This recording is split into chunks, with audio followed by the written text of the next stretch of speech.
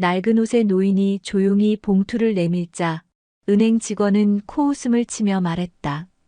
이런 분은 상담 불가입니다. 복지센터로 가세요. 노인은 떨리는 손으로 봉투를 다시 쥐며 중얼거렸다. 돈은 없어도 인격은 팔지 않았는데 말이야. 주변의 웃음소리가 귓가를 때렸다. 그녀는 노인을 외면한 채 서류를 정리했다. 다음 손님이요. 노인은 한 걸음 나가다 멈춰섰다. 이 얼굴 어디서 본 적이 있는데. 세상엔 믿기 힘든 반전이 있습니다. 다음 이야기가 궁금하시다면 구독과 좋아요 잊지 마세요. 사연 시작하겠습니다. 서울 변두리 을지로 뒷골목의 낡은 고시원 건물. 새벽 5시 30분 한기석은 좁은 방에서 눈을 떴습니다. 68세의 나이에도 불구하고 매일 이른 시간에 일어나는 것이 습관이 되어 있었습니다. 폐지 수거는 새벽 일찍 시작해야 하루 벌이가 나오니까요. 기석은 몸을 일으키며 작은 창문으로 스며드는 회색빛 새벽을 바라봤습니다. 3평 남짓한 방에는 낡은 침대와 작은 책상, 그리고 옷 몇 벌이 걸린 행거가 전부였습니다. 한때는 소기업을 운영하며 제법 괜찮게 살았던 때도 있었지만 지금은 그 모든 것이 먼 과거의 일이 되어버렸습니다. 또 하루가 시작되는구나. 기석은 혼잣말을 하며 침대에서 일어났습니다. 무릎과 허리가 쑤셨지만 참았습니다. 나이 탓도 있지만 무거운 폐지를 나르는 일을 오래 하다 보니 몸 곳곳에 무리가 왔습니다. 세면장으로 가서 찬물로 얼굴을 씻었습니다. 거울에 비친 기석의 모습은 초라했습니다. 머리는 반백이 되었고 얼굴에는 세월의 흔적이 깊게 패여 있었습니다. 한때는 정장을 입고 사업을 하던 사람이었는데 이제는 낡은 작업복이 일상복이 되었습니다. 오전 6시 기석은 리어카를 끌고 골목을 나섰습니다.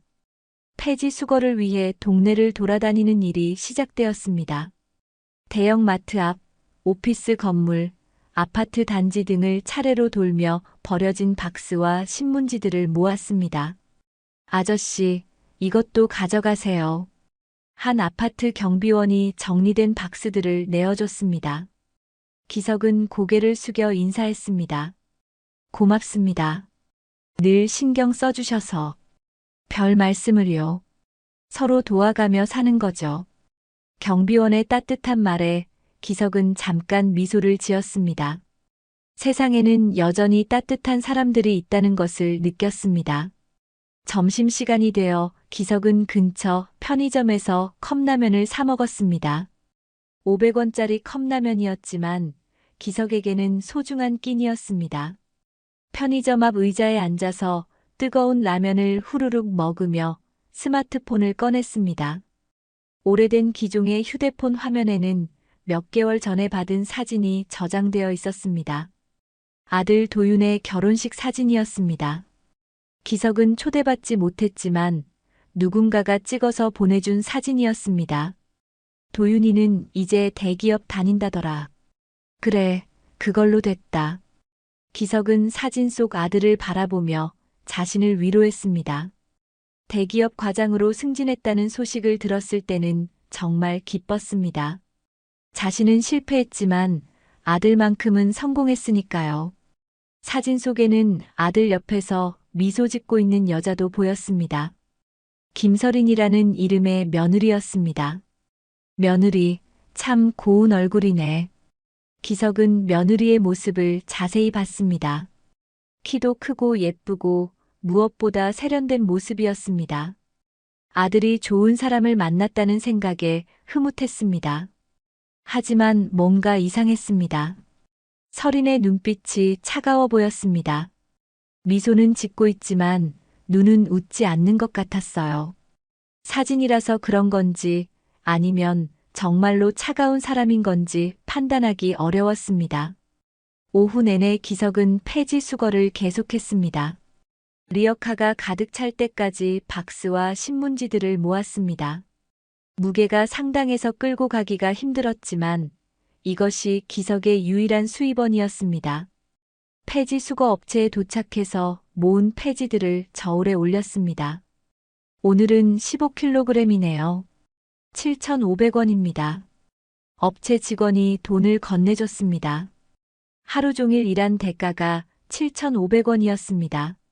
적은 돈이지만 기석에게는 소중한 수입이었습니다. 저녁이 되어 고시원으로 돌아온 기석은 편의점에서 도시락을 하나 샀습니다. 3,000원짜리 할인 도시락이었지만 나름대로 든든한 저녁이었습니다. 방에서 혼자 저녁을 먹으며 기석은 과거를 떠올렸습니다. 10년 전까지만 해도 작은 제조업체를 운영하고 있었습니다. 직원도 20여 명 두고 나름대로 잘 나가는 사업이었습니다. 하지만 2008년 금융위기 때 모든 것이 무너졌습니다. 거래처들이 연쇄부도를 내면서 기석의 회사도 어려워졌습니다. 결국 공장을 정리하고 빚만 남게 되었습니다. 그 과정에서 아내가 스트레스로 쓰러져 세상을 떠났습니다. 아들 도윤은 그때 대학생이었는데 아버지를 원망하며 집을 나갔습니다. 모든 게 아버지 잘못이야. 왜 무리한 사업을 했어? 아들의 차가운 말이 아직도 가슴에 박혀 있었습니다. 그 후로 부자는 연락도 끊어졌습니다. 기석은 도시락을 다 먹고 다시 스마트폰을 꺼냈습니다. 아들의 결혼식 사진을 다시 한번 봤습니다. 행복해 보이는 아들의 모습에 기석은 미소를 지었습니다. 잘 살아라, 도윤아. 아버지는 이렇게 사는 것도 나쁘지 않다. 하지만 속으로는 아들이 그리웠습니다. 한 번이라도 만나서 미안하다고 말하고 싶었어요. 며칠이 지난 목요일 아침 기석은 평소와 다른 일로 외출해야 했습니다. 건강보험료 납부 문제로 은행을 방문해야 했거든요. 몇 달째 밀린 보험료 때문에 의료비 지원이 중단될 위기에 처했습니다. 기석은 가장 깨끗한 옷을 골라 입었습니다. 하지만 아무리 정성스럽게 입어도 낡은 티셔츠와 색이 바랜 바지였습니다. 거울을 보니 초라한 모습이었지만 어쩔 수 없었습니다. 오전 10시 시내 중심가에 있는 은행에 도착했습니다. 깔끔한 유니폼을 입은 직원들과 정장 차림의 고객들 사이에서 기석은 더욱 초라해 보였습니다. 대기표를 뽑고 기다리는 동안 주변 사람들의 시선을 느꼈습니다. 몇몇 사람들이 기석을 보며 수군거렸습니다. 저런 사람도 은행에 오네. 혹시 노숙자 아닌가? 기석은 들리는 채 하지 않았지만 마음이 상했습니다. 한때는 자신도 이런 곳에서 당당하게 업무를 보던 사람이었는데 말입니다. 번호가 불려서 창구로 갔습니다. 젊은 여직원이 기석을 보더니 얼굴을 찌푸렸습니다. 어떤 업무를 보러 오셨나요? 건강보험료 납부하러 왔습니다. 기석이 조심스럽게 말했습니다. 직원은 기석의 차림새를 훑어보더니 고개를 돌렸습니다. 노숙자분은 사회복지 창구로 가세요. 여기서는 일반 고객만 상대합니다. 저는 노숙자가 아닙니다. 고시원에 살고 있어요. 기석이 해명했지만 직원은 믿지 않는 표정이었습니다. 증명할 수 있는 서류가 있나요? 기석은 주민등록 등본을 꺼냈지만 직원은 대충 보고는 다시 말했습니다. 이런 업무는 복지센터에서 처리하시는 게 좋을 것 같은데요. 그때 한 여성이 기석 뒤로 다가왔습니다. 단정한 정장을 입고 고급스러운 향수 냄새가 났습니다. 30대 초반으로 보이는 세련된 여성이었습니다. 김서린이었습니다. 기석의 며느리였지만 기석은 실물을 본 적이 없어서 알아보지 못했습니다. 서린도 마찬가지로 시아버지를 알아보지 못했습니다. 실례합니다만 업무가 급한데 빨리 처리해 주실 수 있을까요? 서린이 창구 직원에게 말했습니다. 직원은 서린의 세련된 모습을 보고 태도가 180도 달라졌습니다. 네, 물론입니다. 어떤 업무 보시는 거죠? 대출 상담 받으러 왔어요. 서린이 말하자 직원은 즉시 기석에게 말했습니다. 어르신, 이런 분은 창구 이용이 어렵습니다. 밖에서 기다려주세요. 기석은 당황했습니다. 자신이 먼저 왔는데 왜 나가야 하는지 이해할 수 없었습니다. 저도 업무가 있는데요. 복지 관련 업무는 다른 곳에서 처리하시라고 말씀드렸잖아요. 직원의 차가운 말에 설인도 거들었습니다. 맞아요. 이런 분들은 따로 처리하는 곳이 있지 않나요? 설인의 목소리는 차갑고 무시하는 투였습니다. 기석은 그 목소리를 듣고 가슴이 철렁했습니다. 며느리의 사진에서 느꼈던 차가운 눈빛이 실제로도 그대로였습니다. 네, 맞습니다. 어르신, 복지센터 주소 알려드릴까요? 직원이 종이에 주소를 적어주었습니다. 기석은 그 종이를 받으며 설인을 다시 한번 봤습니다. 분명 아들의 결혼 사진에서 본 그 여자였습니다. 하지만 기석은 아무 말도 하지 않았습니다. 며느리에게 자신이 시아버지라고 밝히기에는 너무 초라한 모습이었거든요. 죄송합니다. 기석은 작은 목소리로 사과하고 은행을 나왔습니다. 손에는 받지도 못한 보험료 고지서가 들려 있었습니다. 은행 밖에서 기석은 잠깐 서서 생각했습니다. 저 여자가 정말 아들의 아내가 될 사람일까요? 겉모습은 화려하지만 속마음은 차가운 사람 같았습니다. 하지만 기석은 곧 고개를 저었습니다. 자신이 너무 예민하게 생각하는 건지도 모른다고 여겼어요. 설인 입장에서는 정말로 노숙자로 보였을 수도 있으니까요. 그날 오후 기석은 설인이 말한 복지센터를 찾아갔습니다. 복지센터 직원은 친절했습니다. 어르신, 건강보험료 납부 도와드릴게요. 어려우시면 분할 납부도 가능하고요. 고맙습니다. 그런데 저는 노숙자가 아니에요. 기석이 말하자 직원이 웃으며 대답했습니다. 물론 알고 있어요. 고시원 주소 확인했거든요. 어르신 같은 분들 많이 도와드리고 있어요. 복지센터에서는 차별 없이 도움을 받을 수 있었습니다. 기석은 마음이 한결 편해졌습니다. 저녁에 고시원으로 돌아온 기석은 다시 아들의 결혼 사진을 봤습니다. 설인의 모습을 자세히 관찰했습니다. 오늘 은행에서 본 그 차가운 표정이 떠올랐습니다. 혹시 내가 잘못 본 건 아닐까? 기석은 자신을 의심해 봤습니다. 하지만 그 목소리와 표정은 분명히 기억나고 있었습니다. 며칠 후 기석은 우연히 아들로부터 전화를 받았습니다. 몇 년 만에 걸려온 전화였습니다. 아버지, 안녕하세요. 도윤의 목소리는 어색했습니다. 기석은 가슴이 뛰었습니다. 도윤아, 잘 지내니? 네, 덕분에 잘 지내고 있어요. 아버지는 어떠세요? 나도 잘 지내고 있다. 기석은 거짓말을 했습니다. 아들에게 걱정을 끼치고 싶지 않았거든요. 아버지, 이번 주 주말에 결혼식 상견례가 있어요. 참석하실 수 있을까요? 도윤의 말에 기석은 깜짝 놀랐습니다. 상견례에 초대받다니 예상치 못한 일이었습니다. 정말 와도 되겠니? 네, 설인이도 시아버님을 뵙고 싶어 해요. 기석은 복잡한 심정이었습니다. 설인이 자신을 만나고 싶어 한다니 은행에서의 일을 생각하면 아이러니했습니다. 상견례가 있기까지 며칠 남은 주말, 기석은 옷장을 뒤져봤습니다. 10년 전 사업할 때 입던 정장이 한 벌 있었지만 오래되어서 낡고 색이 발해 있었습니다. 하지만 다른 선택의 여지가 없었습니다. 기석은 떨리는 손으로 정장을 꺼내 입어봤습니다. 예전보다 몸이 많이 말라서 옷이 헐렁했지만 그래도 작업복보다는 나아 보였습니다. 구두도 닫고 머리도 단정하게 정리했습니다. 거울을 보니 그럭저럭 사람 구실은 하는 것 같았습니다. 하지만 마음 한편으로는 불안했습니다. 설인이 자신을 알아볼까봐 걱정되었거든요.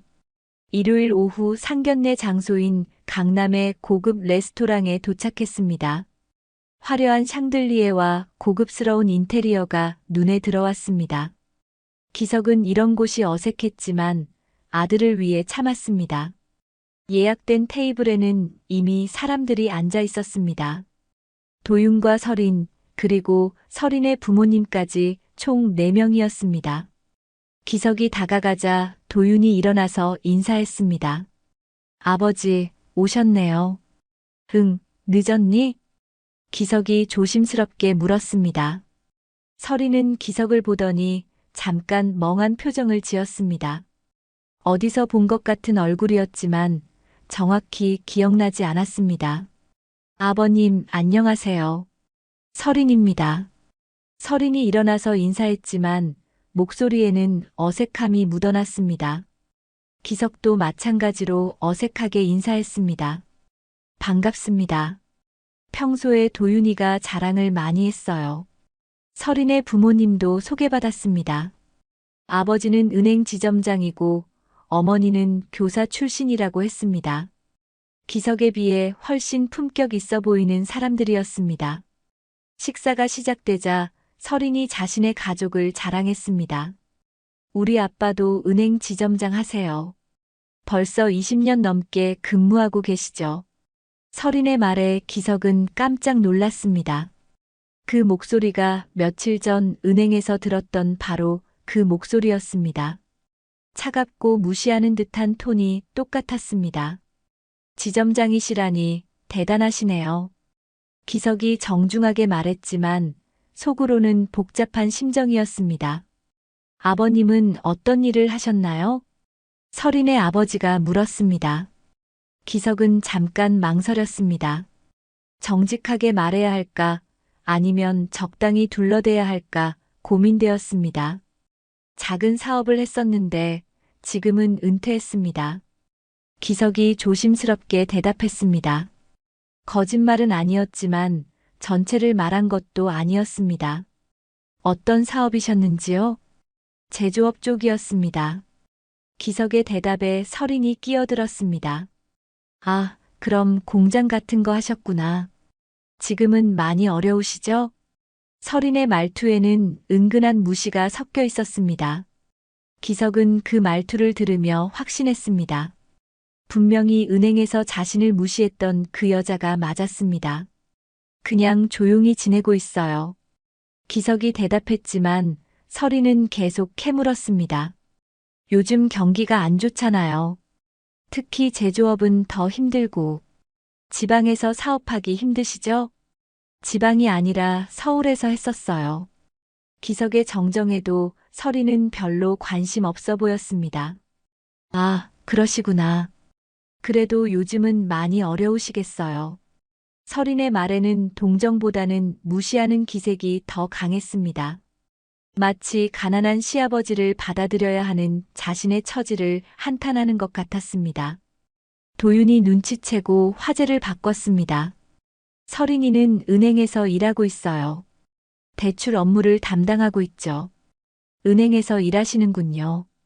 기석이 말하자 설인이 자랑스럽게 대답했습니다. 네, 아빠 영향으로 어릴 때부터 은행 업무에 관심이 많았어요. 지금은 강남 지점에서 일하고 있어요. 강남 지점이라는 말에 기석은 다시 한번 확신했습니다. 며칠 전 자신이 갔던 바로 그 은행이었습니다. 좋은 직장이네요. 네, 좋은 고객들을 많이 만나고 있어요.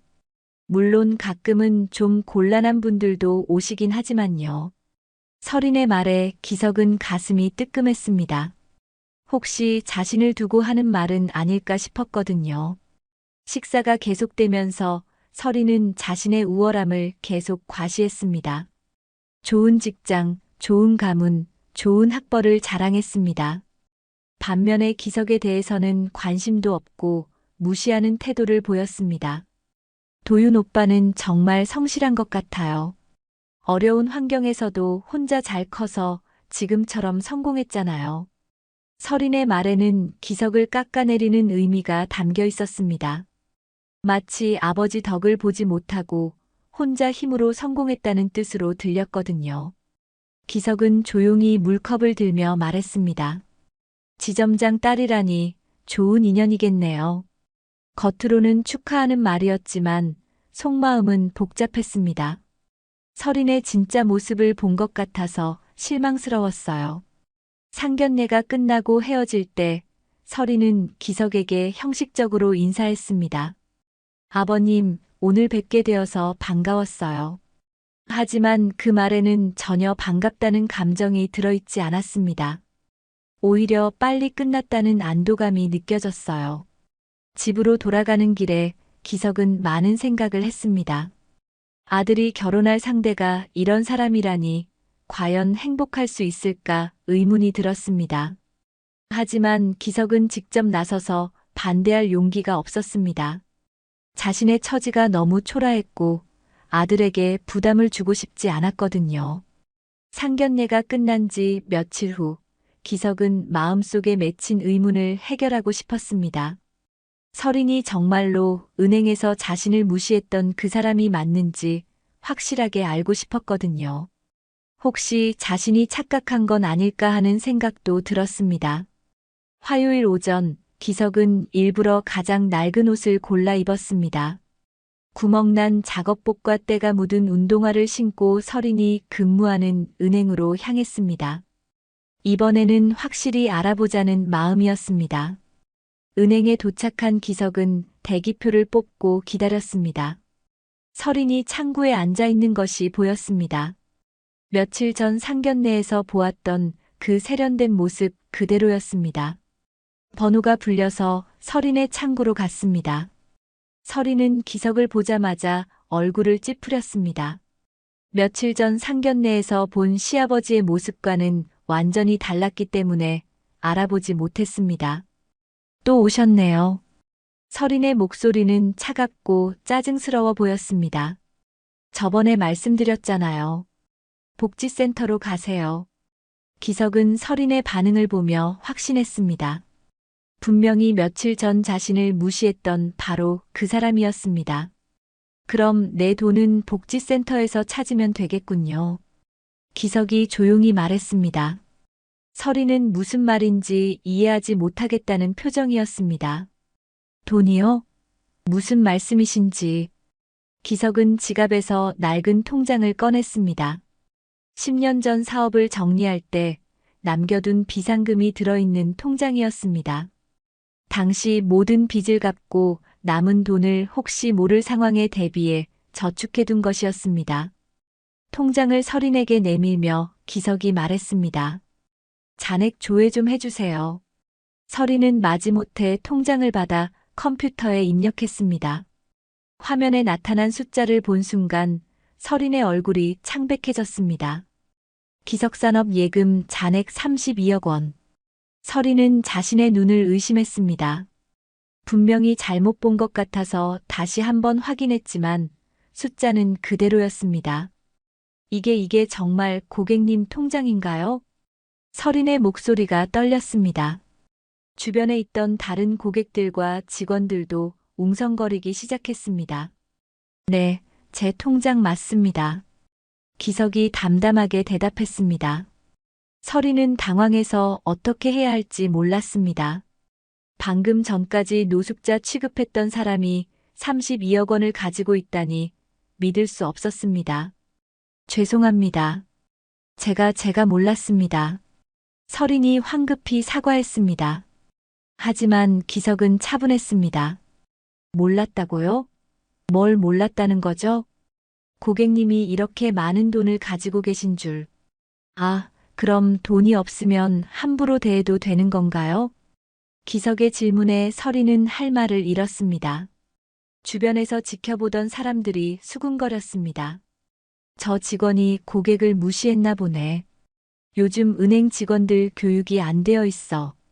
설인은 얼굴이 빨갛게 달아올랐습니다. 이런 상황이 된 것이 부끄러웠고 무엇보다 실수를 했다는 것이 두려웠습니다.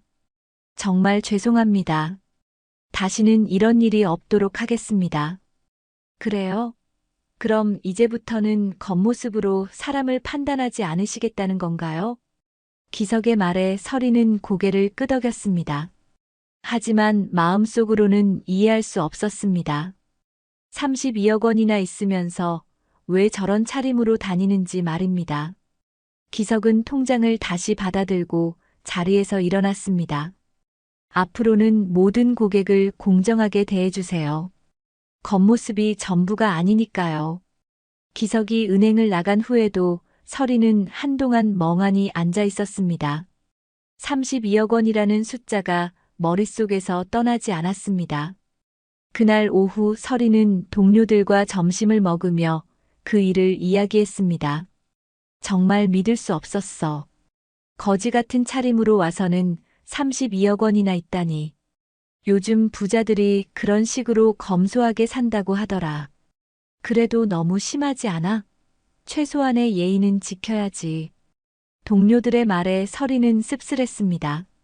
자신이 완전히 실수했다는 것을 깨달았거든요. 며칠 후 서리는 도윤에게 그 일을 털어놓았습니다. 오빠, 오늘 은행에서 이상한 일이 있었어. 무슨 일인데? 어떤 할아버지가 와서 32억 원이나 있는 통장을 보여주셨어. 근데 차림새는 정말 초라했거든. 서린의 이야기를 들은 도윤은 뭔가 이상하다는 생각이 들었습니다. 할아버지라니? 몇 살 정도 되어 보이셨어? 60대 후반 정도. 키는 보통이고 말수가 적으셨어. 도윤은 갑자기 아버지 생각이 났습니다. 하지만 아버지가 그렇게 많은 돈을 가지고 있을 리는 없다고 생각했습니다. 혹시 이름은 모르겠어? 글쎄, 통장에 뭐라고 되어 있었는지 기억이 안 나네. 서리는 별로 관심 없다는 듯 대답했습니다. 하지만 도윤은 계속 신경이 쓰였습니다. 그날 밤 기석은 고시원에서 하루를 정리했습니다.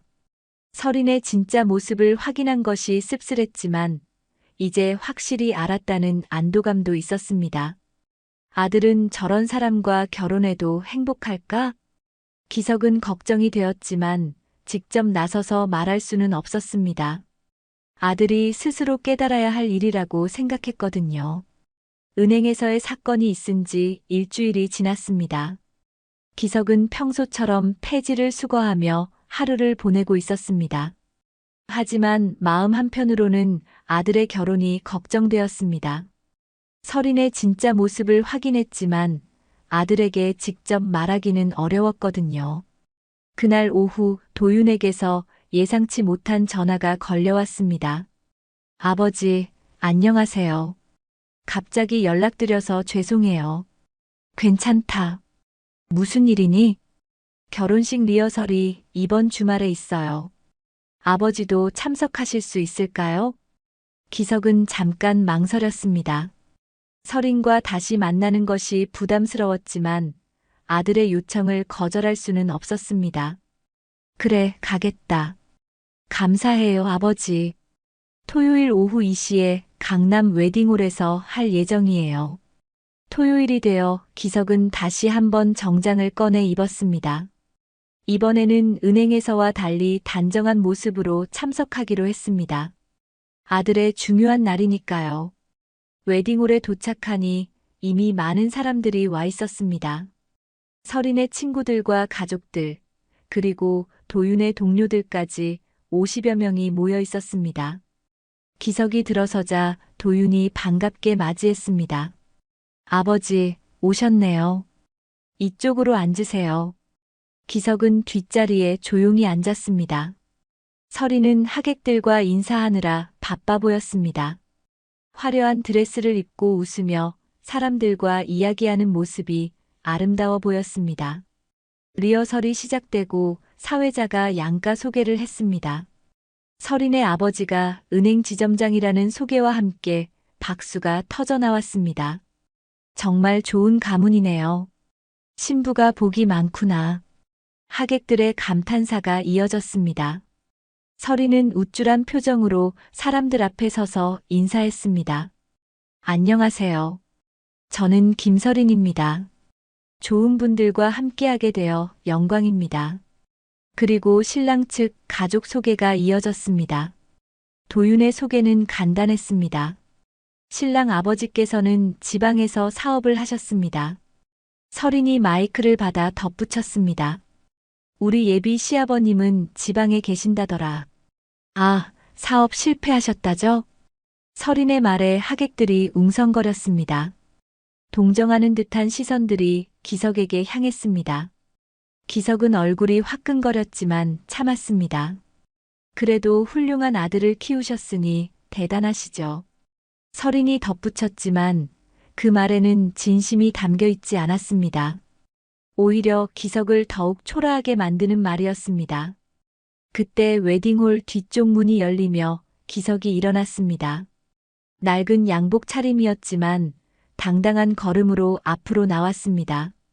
설이는 기석을 보자 얼굴이 하얗게 질렸습니다. 며칠 전 은행에서 32억 원 통장을 보여줬던 바로 그 사람이었습니다. 아, 아버님? 설인의 목소리가 떨렸습니다. 하객들은 무슨 일인지 모르겠다는 표정으로 지켜봤습니다. 기석은 천천히 마이크 앞으로 걸어갔습니다. 그리고 조용하지만 또렷한 목소리로 말했습니다. 안녕하세요. 신랑 아버지 한기석입니다. 하객들이 박수를 쳤지만 설이는 박수를 칠 수 없었습니다. 손이 떨려서 제대로 움직일 수 없었거든요. 며칠 전 은행에서 뵐 기회가 있었습니다. 기석이 계속 말했습니다.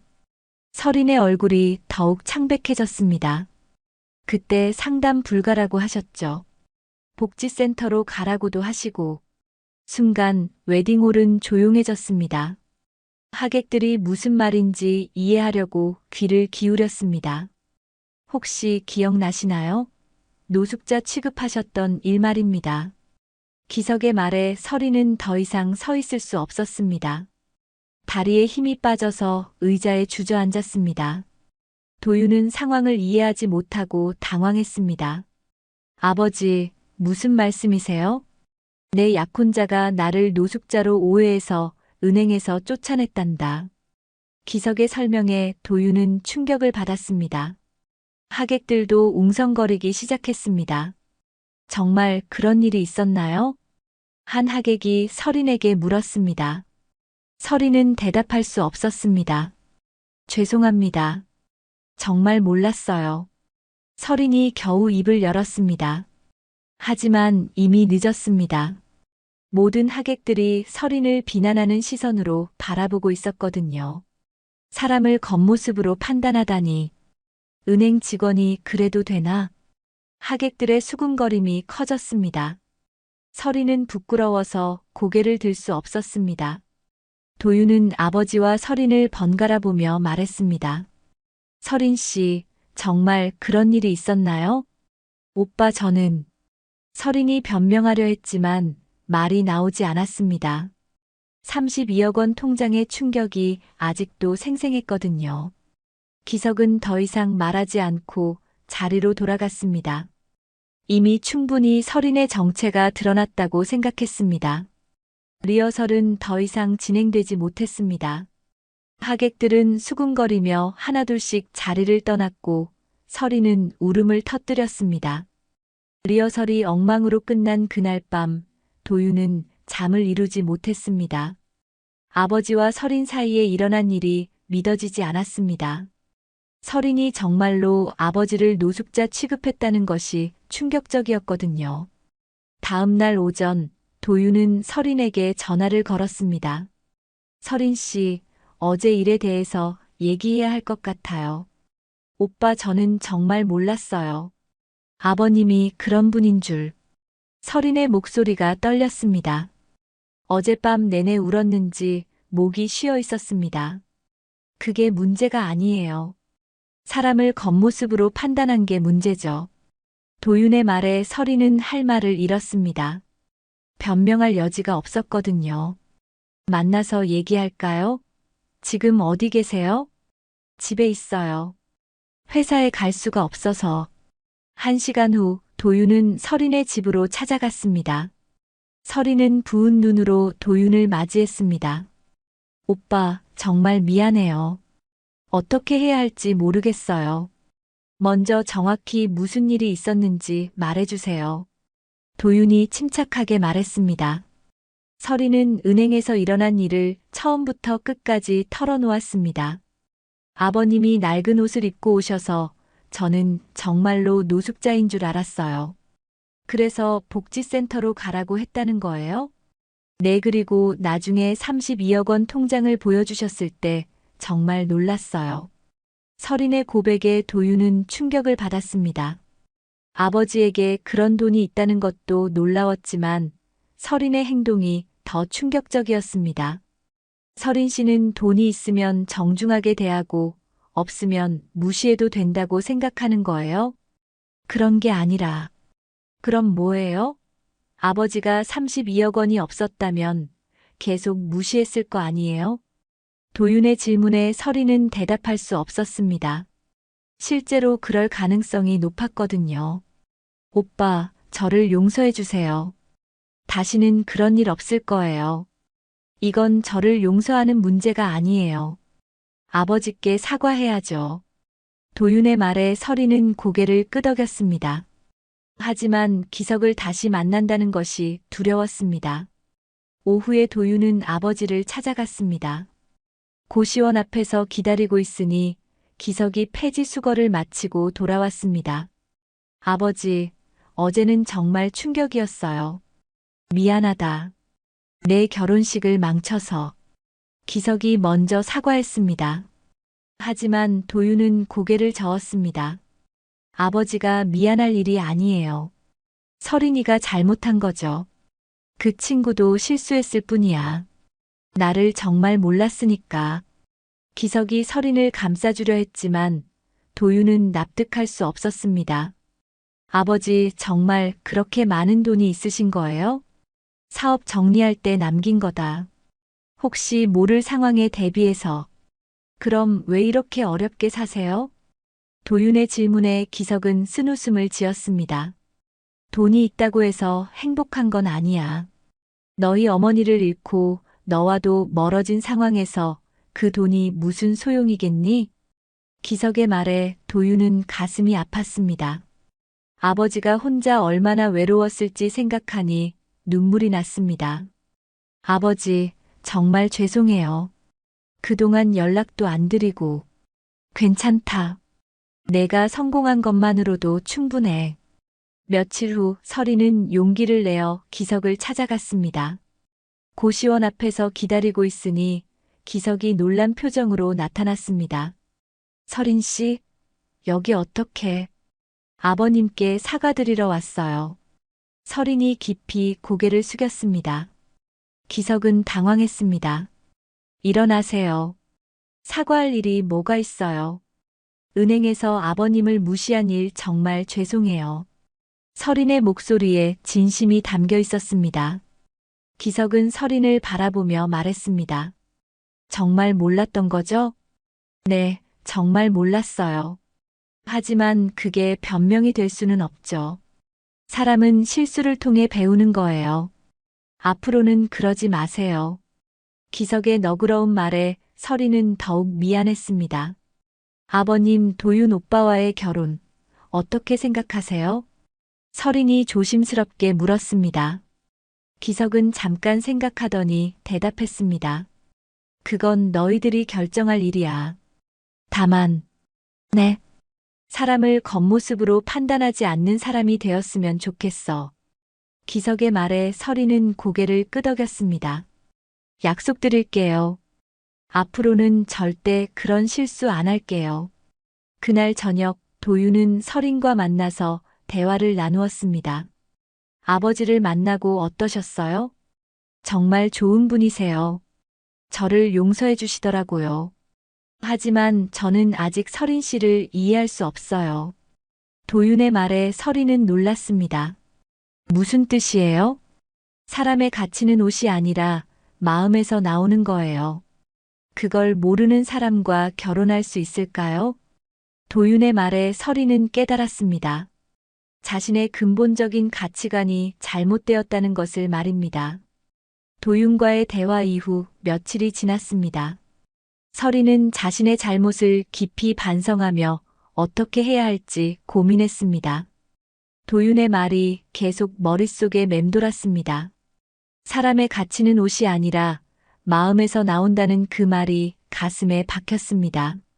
수요일 저녁 서린은 마침내 결심했습니다. 기석을 직접 찾아가서 무릎을 꿇고 사과하기로 한 것입니다. 단순한 말로는 부족하다고 생각했거든요. 서린은 고시원 앞에서 기석을 기다렸습니다.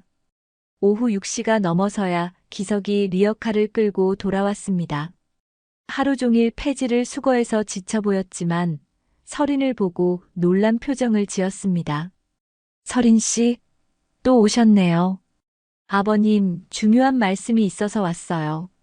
서린의 진지한 표정을 본 기석은 고시원 1층 휴게실로 안내했습니다. 낡은 소파와 텔레비전이 있는 초라한 공간이었지만 서린은 개의치 않았습니다. 아버님, 서린이 갑자기 바닥에 무릎을 꿇었습니다.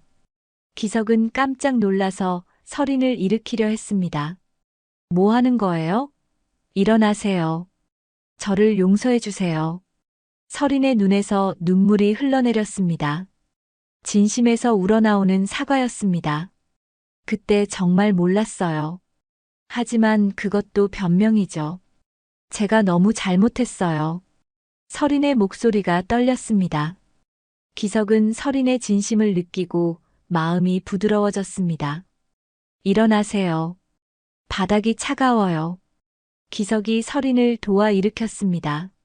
서린은 계속 눈물을 흘리며 말했습니다. 아버님, 정말 죄송해요. 도윤 오빠 말이 맞아요. 저는 사람을 돈으로 판단하는 나쁜 사람이었어요. 과거의 일은 됐어요. 이제 깨달았으니까요. 기석의 너그러운 말에 서린은 더욱 미안했습니다. 아버님, 제가 어떻게 하면 될까요? 도윤 오빠가 저를 용서하지 않아요. 당연하지요. 도윤이는 어릴 때부터 그런 걸 제일 싫어했거든요. 기석이 아들에 대한 이야기를 들려줬습니다. 우리 도윤이는 학교 다닐 때도 가난한 친구들을 도와주곤 했어요. 돈이 없어서 점심 못 먹는 친구가 있으면 자기 도시락을 나눠주고 그랬거든요. 서린은 도윤의 그런 면을 새삼 깨달았습니다. 사람을 겉으로 판단하는 건 우리 가정에서 제일 금기입니다. 기석의 말에 서린은 고개를 떨어뜨렸습니다. 자신이 도윤의 가치관과 정반대의 행동을 한 것입니다. 아버님, 저 정말로 변할 수 있을까요? 사람은 언제든 변할 수 있어요. 중요한 건 진심이죠. 기석이 서린을 격려했습니다. 그리고 가방에서 봉투 하나를 꺼냈습니다. 이거 받으세요. 이게 뭐예요? 서린이 봉투를 열어보니 기부 영수증이 들어 있었습니다. 한기석 명의로 서린 이름으로 1억 원을 기부했다는 내용이었습니다. 아버님, 이게 당신 이름으로 기부했어요. 사람은 실수를 통해 배우는 거니까요. 기석의 말에 서린은 또다시 눈물을 터뜨렸습니다. 자신을 용서해주는 것도 모자라서 이런 선물까지 주다니 기석의 인품에 감동받았습니다. 아버님, 정말 감사해요. 저 같은 사람에게 이런 기회를 주시다니. 기회는 누구에게나 있어요. 중요한 건 그 기회를 어떻게 활용하느냐죠. 기석의 말에 서린은 깊이 깨달았습니다. 진정한 품격이 무엇인지 알 것 같았습니다. 며칠 후 서린은 은행에서 평소와 다르게 행동했습니다. 모든 고객을 정중하게 대했고 특히 소외받기 쉬운 사람들에게 더욱 친절했습니다. 어르신, 이쪽으로 앉으세요. 천천히 업무 봐드릴게요. 낡은 옷을 입고 온 할아버지에게 서린이 정중하게 말했습니다. 동료들은 서린의 변화에 놀랐습니다. 서린 씨, 요즘 많이 달라졌네요. 사람을 대하는 게 중요하다는 걸 깨달았어요. 서린의 변화는 고객들에게도 전해졌습니다. 은행의 서비스가 좋아졌다는 평가를 받기 시작했습니다. 한편 도윤은 여전히 서린을 용서하지 못하고 있었습니다. 아버지의 말을 듣고도 마음이 쉽게 풀리지 않았습니다. 아버지, 서린이가 정말 변했을까요? 사람의 마음은 쉽게 알기 어려워. 하지만 기회는 줘야 하지 않을까? 기석의 조언에도 도윤은 확신이 서지 않았습니다. 일주일 후 서리는 다시 기석을 찾아갔습니다. 이번에는 기부 활동에 함께 참여하고 싶다고 했습니다. 아버님, 저도 어려운 분들을 도와드리고 싶어요. 어떻게 하면 될까요? 정말로요? 네, 진심이에요. 아버님이 저에게 보여주신 것처럼 저도 다른 사람들에게 도움이 되고 싶어요. 서린의 진심을 느낀 기석은 미소를 지었습니다. 그럼 이번 주말에 함께 봉사활동을 해볼까요? 토요일 기석과 서린은 함께 복지센터에서 봉사활동을 했습니다. 서린은 처음에는 어색했지만 점점 마음을 열고 열심히 참여했습니다. 언니, 고마워요. 한 할머니가 서린에게 고마워하는 말을 했습니다. 서린은 그 말에 가슴이 따뜻해졌습니다. 봉사활동을 마치고 돌아가는 길에 서린이 말했습니다. 아버님, 오늘 정말 보람 있었어요. 사람을 돕는다는 건 받는 사람보다 주는 사람이 더 행복해지는 일이에요. 기석의 말에 서린은 고개를 끄덕였습니다. 진정한 행복이 무엇인지 조금씩 깨달아가고 있었습니다. 서린의 변화가 시작된 지 한 달이 지났습니다. 기석과 함께 봉사활동을 하며 서린은 진정한 삶의 의미를 배워가고 있었습니다. 하지만 도윤은 여전히 마음을 열지 않고 있었습니다. 어느 화요일 오후 서린은 평소처럼 은행에서 업무를 보고 있었습니다.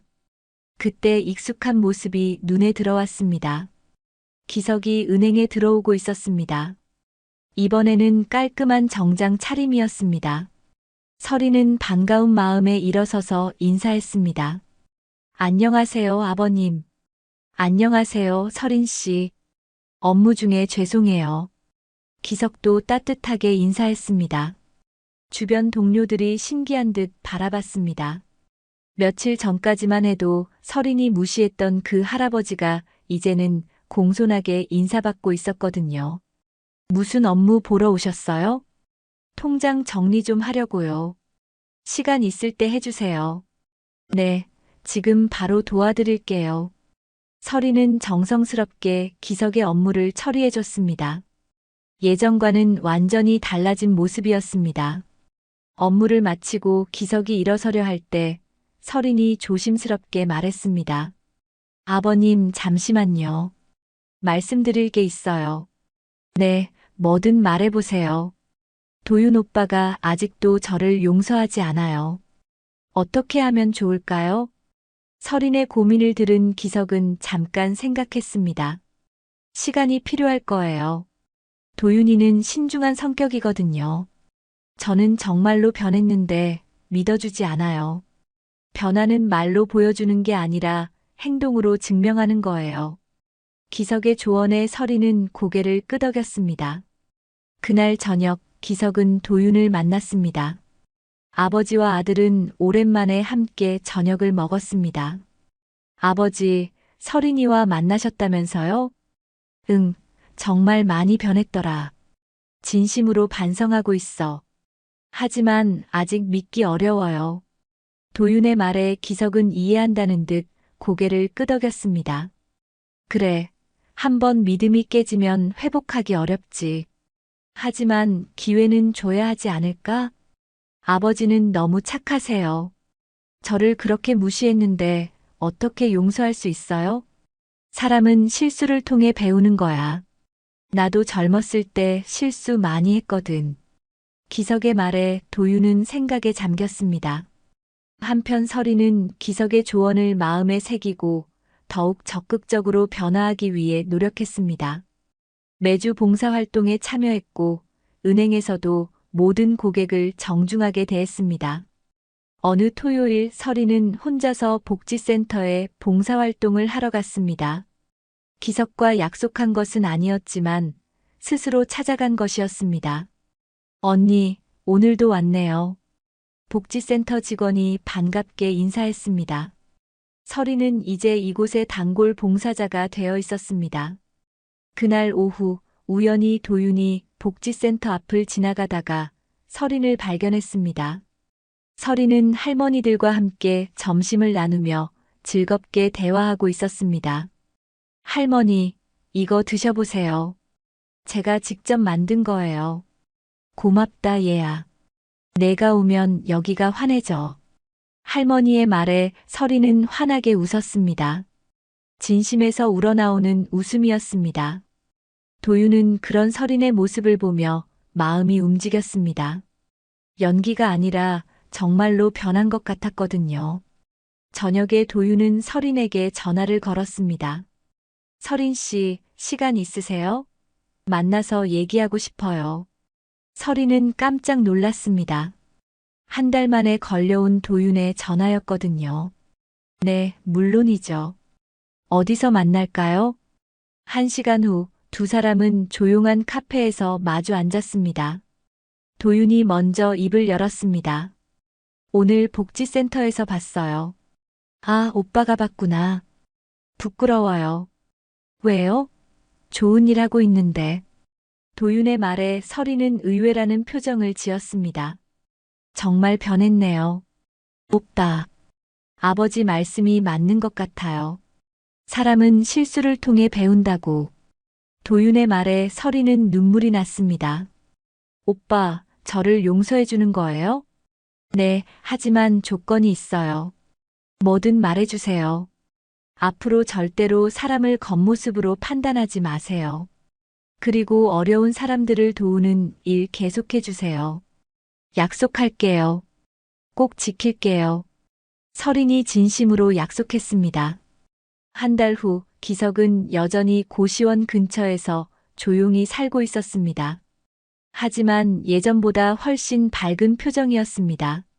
아들과의 관계도 회복되었고 며느리도 좋은 사람으로 변했거든요. 어느 화요일 오후 기석은 우연히 서린이 근무하는 은행을 지나게 되었습니다. 창문을 통해 서린이 고객을 대하는 모습이 보였습니다. 어르신, 이쪽으로 앉으세요. 천천히 업무 봐드릴게요. 낡은 옷을 입은 할아버지에게 서린이 정중하게 말하는 모습이었습니다. 기석은 흐뭇한 미소를 지었습니다. 은행 안으로 들어간 기석을 본 서린이 반갑게 인사했습니다. 안녕하세요, 아버님. 안녕하세요. 바쁜데 괜찮나요? 언제든 환영이에요. 무슨 일로 오셨어요? 그냥 지나가다가 인사드리러요. 두 사람은 잠깐 대화를 나누었습니다. 서린은 최근 봉사활동 이야기를 들려줬고 기석은 뿌듯해했습니다.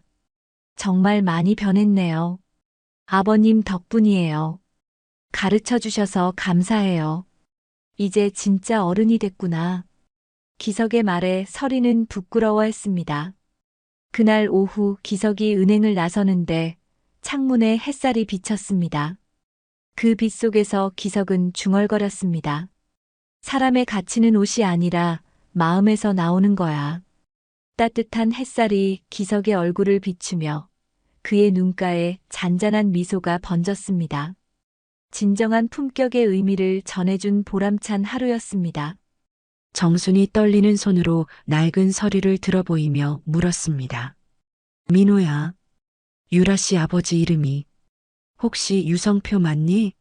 민호의 얼굴이 순간 굳어졌고 그 표정으로 정수는 모든 걸 알 수 있었습니다. 대답해.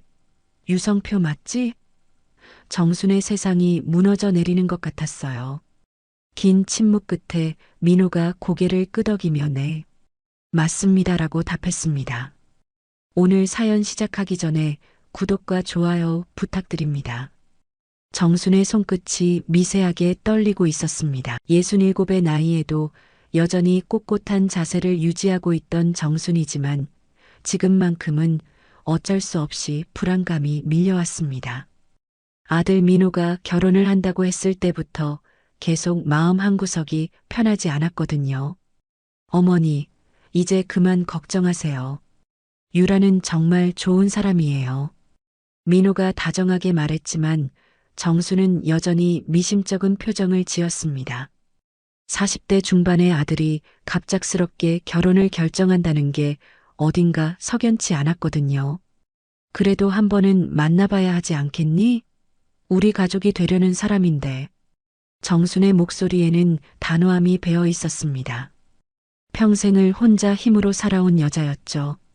남편을 일찍 여의고 홀로 아들을 키우며 작은 식당을 운영해 왔습니다. 그 과정에서 겪었던 수많은 고난들이 정순을 강하게 만들었어요. 특히 민호가 대학교 2학년이 되던 해 겨울 등록금이 부족했던 그 시절이 떠올랐습니다. 아무리 계산해봐도 돈이 모자랐어요. 결국 정수는 시어머니가 물려준 금반지를 팔기로 결심했습니다.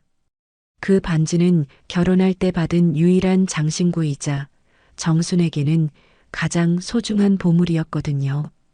어머니, 제가 휴학하고 일하겠습니다. 민호가 그렇게 말했을 때 정수는 단호하게 고개를 저었습니다. 안 돼. 너는 반드시 대학을 졸업해야 한다. 어머니가 다 알아서 할게. 그날 밤 정수는 혼자 골목길을 걸으며 금은방을 찾았습니다. 손에 들린 반지가 유독 무겁게 느껴졌어요.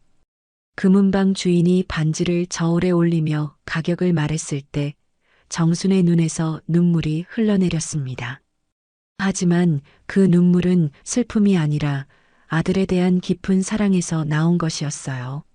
알겠습니다, 어머니. 다음 주 일요일에 집으로 모시고 올게요. 현재로 돌아온 민호는 어머니의 뜻을 거스를 수 없음을 잘 알고 있었습니다. 정순이 얼마나 자신을 위해 희생했는지 누구보다 잘 알고 있었거든요. 정순은 고개를 끄덕이며 창밖을 바라봤어요. 아들의 결혼 소식이 기쁜 일인데도 불구하고 계속해서 불길한 예감이 들었습니다. 마치 폭풍우가 오기 전에 고요함 같은 느낌이었어요. 이때 손녀 지은이가 학교에서 돌아와 할머니 곁으로 다가왔습니다.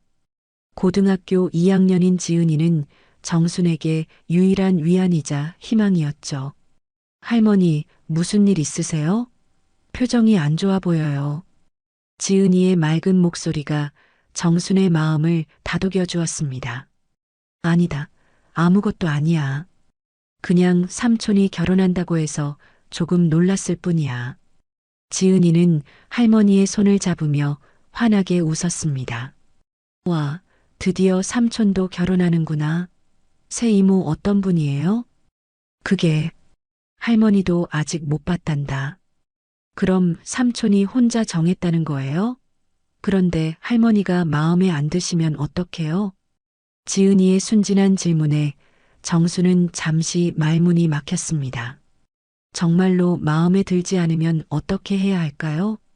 그날 저녁 식탁에서 정수는 민호에게 더 자세한 이야기를 들어보기로 했습니다. 유라 씨가 어떤 사람이니? 어떤 일을 하고? 회사에서 기획 업무를 담당하고 있어요. 똑똑하고 능력 있는 여자예요.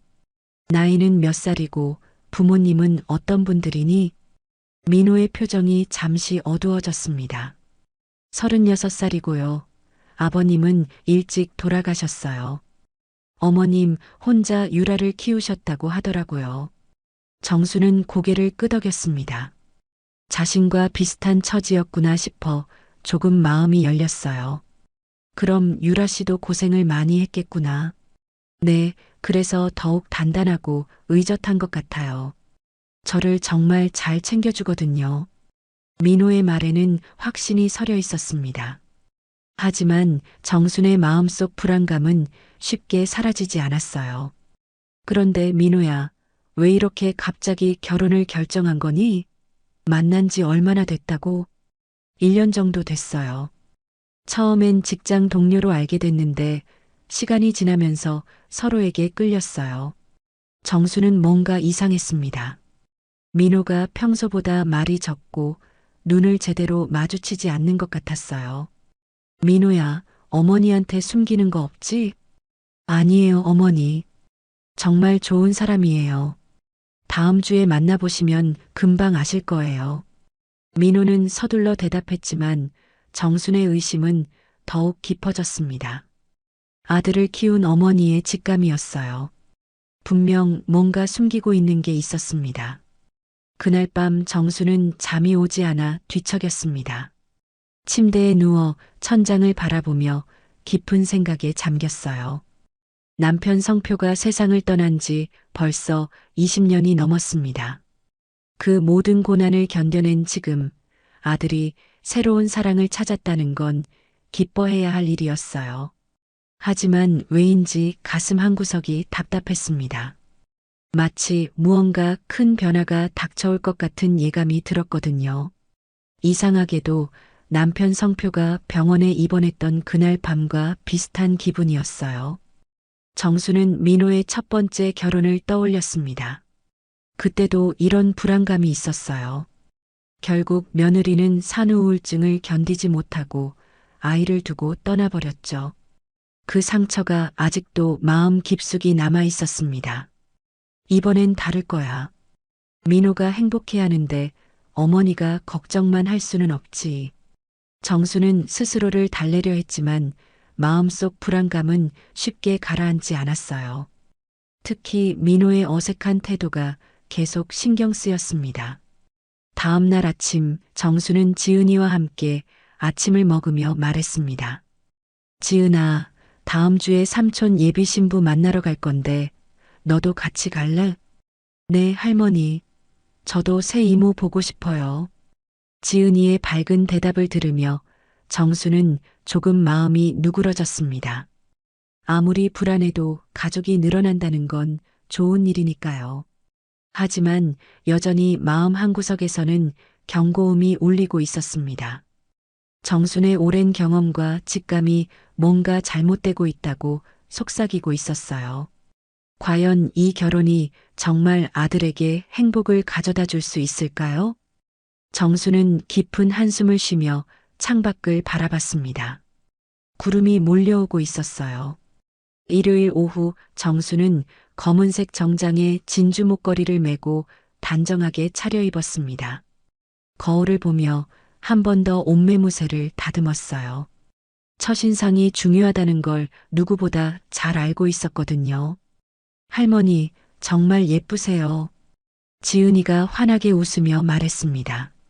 민호가 차를 가지고 왔을 때 정수는 그의 표정에서 뭔가 어색함을 느꼈어요. 어머니, 정말 좋은 사람이에요. 분명 마음에 들어 하실 거예요. 차 안에서 민호는 계속 유라를 칭찬했지만 평소보다 말이 많고 자꾸 같은 이야기를 반복하는 게 부자연스러웠습니다.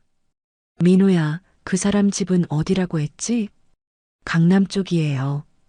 강남이라는 말에 정수는 놀랐습니다.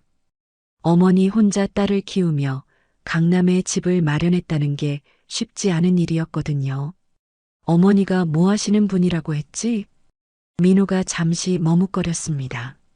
그게 자세한 건 유라한테 직접 들어보세요. 이상했습니다. 왜 자꾸 대답을 피하는 걸까요?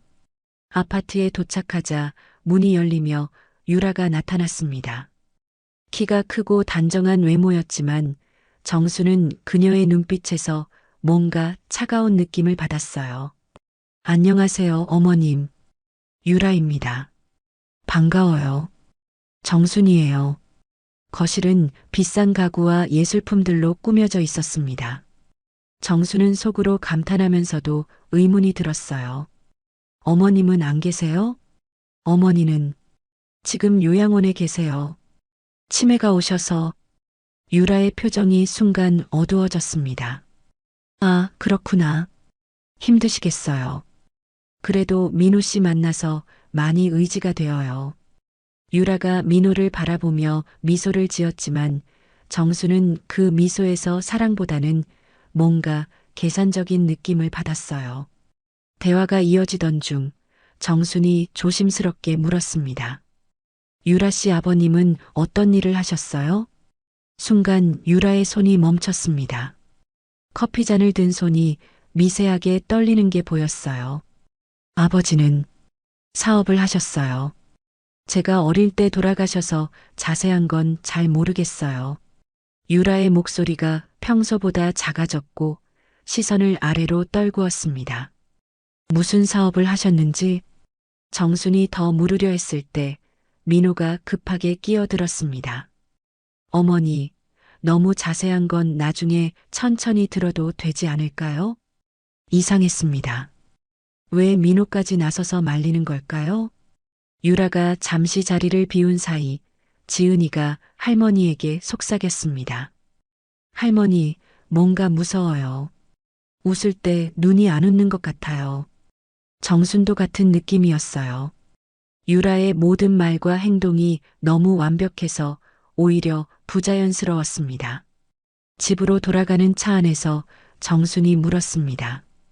민호야, 유라 씨 아버지에 대해서 더 자세한 이야기 들은 거 없니? 왜 그런 걸 궁금해 하세요? 이미 돌아가신 분인데. 민호의 대답이 평소보다 날카로웠습니다. 집에 도착한 후 정수는 민호를 붙잡고 말했습니다. 민호야, 어머니한테 정말 숨기는 거 없지? 어머니, 왜 그러세요? 의심하지 말고 믿어주세요. 민호는 피곤하다며 서둘러 자신의 방으로 들어갔습니다. 정수는 혼자 거실에 앉아 깊은 생각에 잠겼어요. 오늘 만남에서 느낀 모든 것들이 마음에 걸렸습니다. 유라의 차가운 눈빛, 아버지 이야기를 할 때의 이상한 반응, 그리고 민호의 어색한 태도까지. 며칠 후 정수는 혼자 시장을 보러 나갔습니다. 평소 자주 가던 반찬 가게에서 사장 아주머니와 이야기를 나누고 있을 때였어요. 정순 씨, 아들이 결혼한다며? 축하해요. 고마워요. 그런데 정순이 말을 하던 중 옆에서 장을 보던 아주머니가 끼어들었습니다. 혹시 신부가 유성표 딸이에요? 정순의 심장이 쿵 떨어지는 느낌이었습니다. 유성표? 그 이름이 왜 이렇게 익숙하게 들릴까요? 유성표가 누구죠? 아, 몰라요? 예전에 큰 사업하다가 망한 사람 있잖아요. 그때 많은 사람들 피해 입혔는데 그 사람 딸이 유라라고 하던데. 정순의 얼굴이 창백해졌습니다. 유성표? 이제 기억났어요. 20년 전 남편 성표가 그 사람 때문에 큰 피해를 본 적이 있었습니다. 정순 씨, 괜찮아요? 얼굴이 하얘졌네. 아, 아니에요. 그냥. 정수는 서둘러 집으로 돌아왔습니다. 가슴이 두근거리고 머리가 어지러웠어요. 집에 도착해서 정수는 오래된 서류들을 뒤지기 시작했습니다. 분명 어디엔가 있을 거예요. 남편이 사기를 당했던 그 서류들이. 한참을 찾던 끝에 낡은 상자에서 서류를 발견했습니다. 거기에는 유성표라는 이름이 선명하게 적혀 있었어요. 남편 성표가 투자했던 돈, 그리고 결국 모든 걸 잃게 만든 그 사기 사건의 주범. 정순의 손이 떨렸습니다. 설마 이게 우연의 일치일까요? 그때 민호가 집에 들어왔습니다. 어머니, 웬 서류를 다 꺼내놨어요? 정순이 떨리는 손으로 서류를 들어보이며 물었습니다. 민호야, 유라 씨 아버지 이름이 혹시 유성표 맞니? 민호의 얼굴이 순간 굳어졌습니다. 그 표정으로 정수는 모든 걸 알 수 있었어요. 어머니, 대답해. 유성표 맞지? 긴 침묵 끝에 민호가 고개를 끄덕였습니다. 네, 맞습니다. 정순의 세상이 무너져 내리는 것 같았습니다. 아들이 하필 그 사람의 딸과 결혼하겠다니. 이게 정말 우연일까요? 정수는 분노와 배신감에 휩싸였습니다. 이 모든 게 계획된 일이었던 걸까요? 정수는 서류를 손에 쥔 채 그대로 주저앉았습니다. 20년 전의 기억들이 쏟아져 나왔어요. 남편 성표가 유성표에게 속아서 전 재산을 잃었던 그 끔찍한 날들이 생생하게 떠올랐습니다. 어머니, 진정하세요. 민호가 다가왔지만 정수는 그를 밀어냈어요. 진정하라고? 너는 다 알고 있었으면서. 정순의 목소리는 분노로 떨리고 있었습니다. 아들을 믿었던 자신이 바보 같았어요. 어머니, 들어보세요. 유라는 아버지와 다른 사람이에요. 다른 사람이라고? 그 사기꾼의 피가 흐르는 사람인데. 정수는 일어서서 민호를 노려봤습니다. 지금까지 아들을 위해 모든 걸 희생했는데 이런 배신을 당할 줄은 몰랐어요. 유라는 아버지 때문에 고생만 했어요. 그 사람도 피해자라고요. 피해자? 웃기지 마라. 정순이 소리를 질렀을 때 지은이가 방에서 나왔습니다. 할머니, 왜 그러세요? 무슨 일이에요? 지은이의 놀란 얼굴을 본 정수는 겨우 진정했습니다. 아이 앞에서 이럴 순 없었어요. 지은아, 방에 들어가 있어. 할머니가 삼촌이랑 이야기할 게 있어.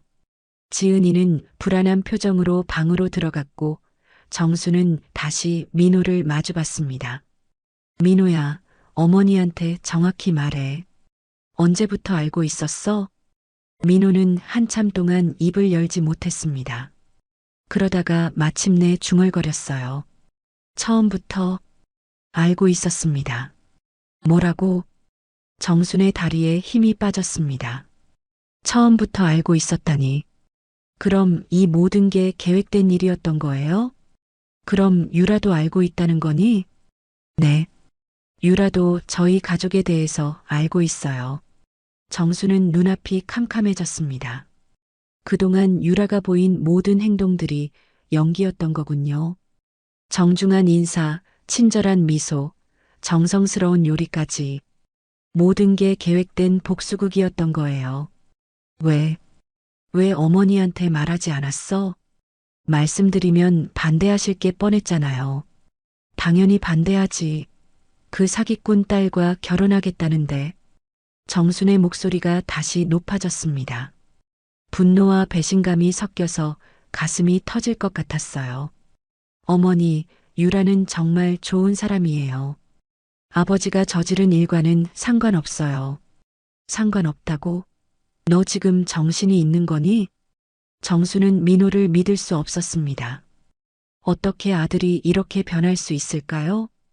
유라가 뭐라고 했는지 말해봐. 분명 뭔가 말했을 거야. 민호는 또다시 망설였습니다.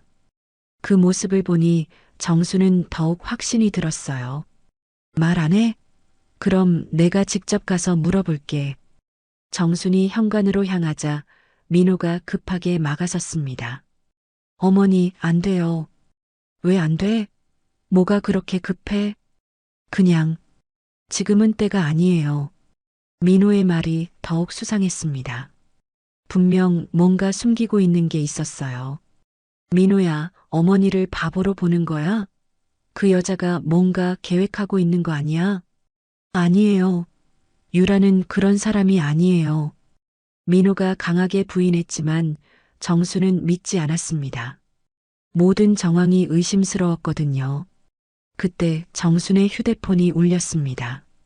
모르는 번호였어요. 여보세요? 정순 여사님이시죠? 저는 유라입니다. 정순의 심장이 쿵 떨어졌습니다. 하필 이 타이밍에 유라가 전화를 걸다니. 무슨 일이에요? 혹시 시간 되시면 만나서 이야기할 수 있을까요? 중요한 얘기가 있어서요. 유라의 목소리는 평소와 달리 차가웠습니다. 가면을 벗은 것 같았어요. 무슨 이야기요? 전화로는 어려운 이야기예요. 내일 오후에 만날 수 있을까요? 정수는 잠시 망설였습니다. 하지만 이 기회에 모든 걸 확인해 봐야 했어요. 좋아요. 어디서 만날까요? 카페에서 만나죠. 주소 문자로 보내드릴게요. 전화가 끊어진 후 정수는 민호를 바라봤습니다. 유라가 만나자고 하네. 너도 알고 있었지? 민호의 얼굴이 창백해졌습니다. 어머니, 제발 만나지 마세요. 왜? 뭐가 그렇게 무서워? 그냥 좋지 않을 것 같아요. 민호의 반응을 보니 정수는 더욱 확신이 들었어요. 분명 유라가 뭔가 계획하고 있는 게 맞았습니다. 너는 그 여자 편이구나. 어머니보다 그 여자가 더 중요한 거야? 그게 아니에요, 어머니. 그럼 뭐야? 왜 그렇게 만나는 걸 말리는데? 민호는 대답하지 못했습니다. 그저 고개만 떨구고 있었어요.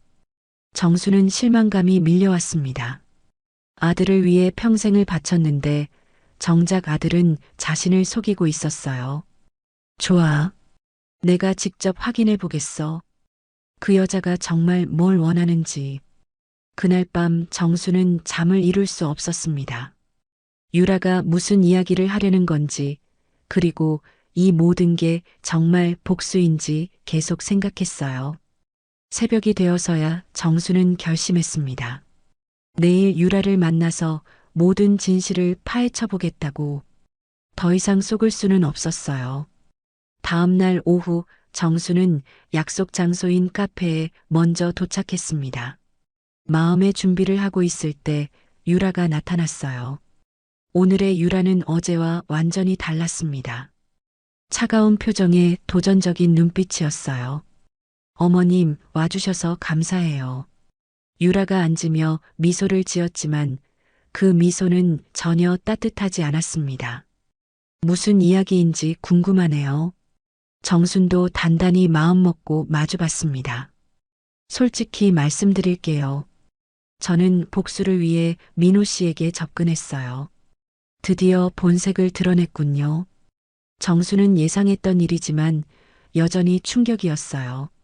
역시 그랬군요. 네, 맞아요.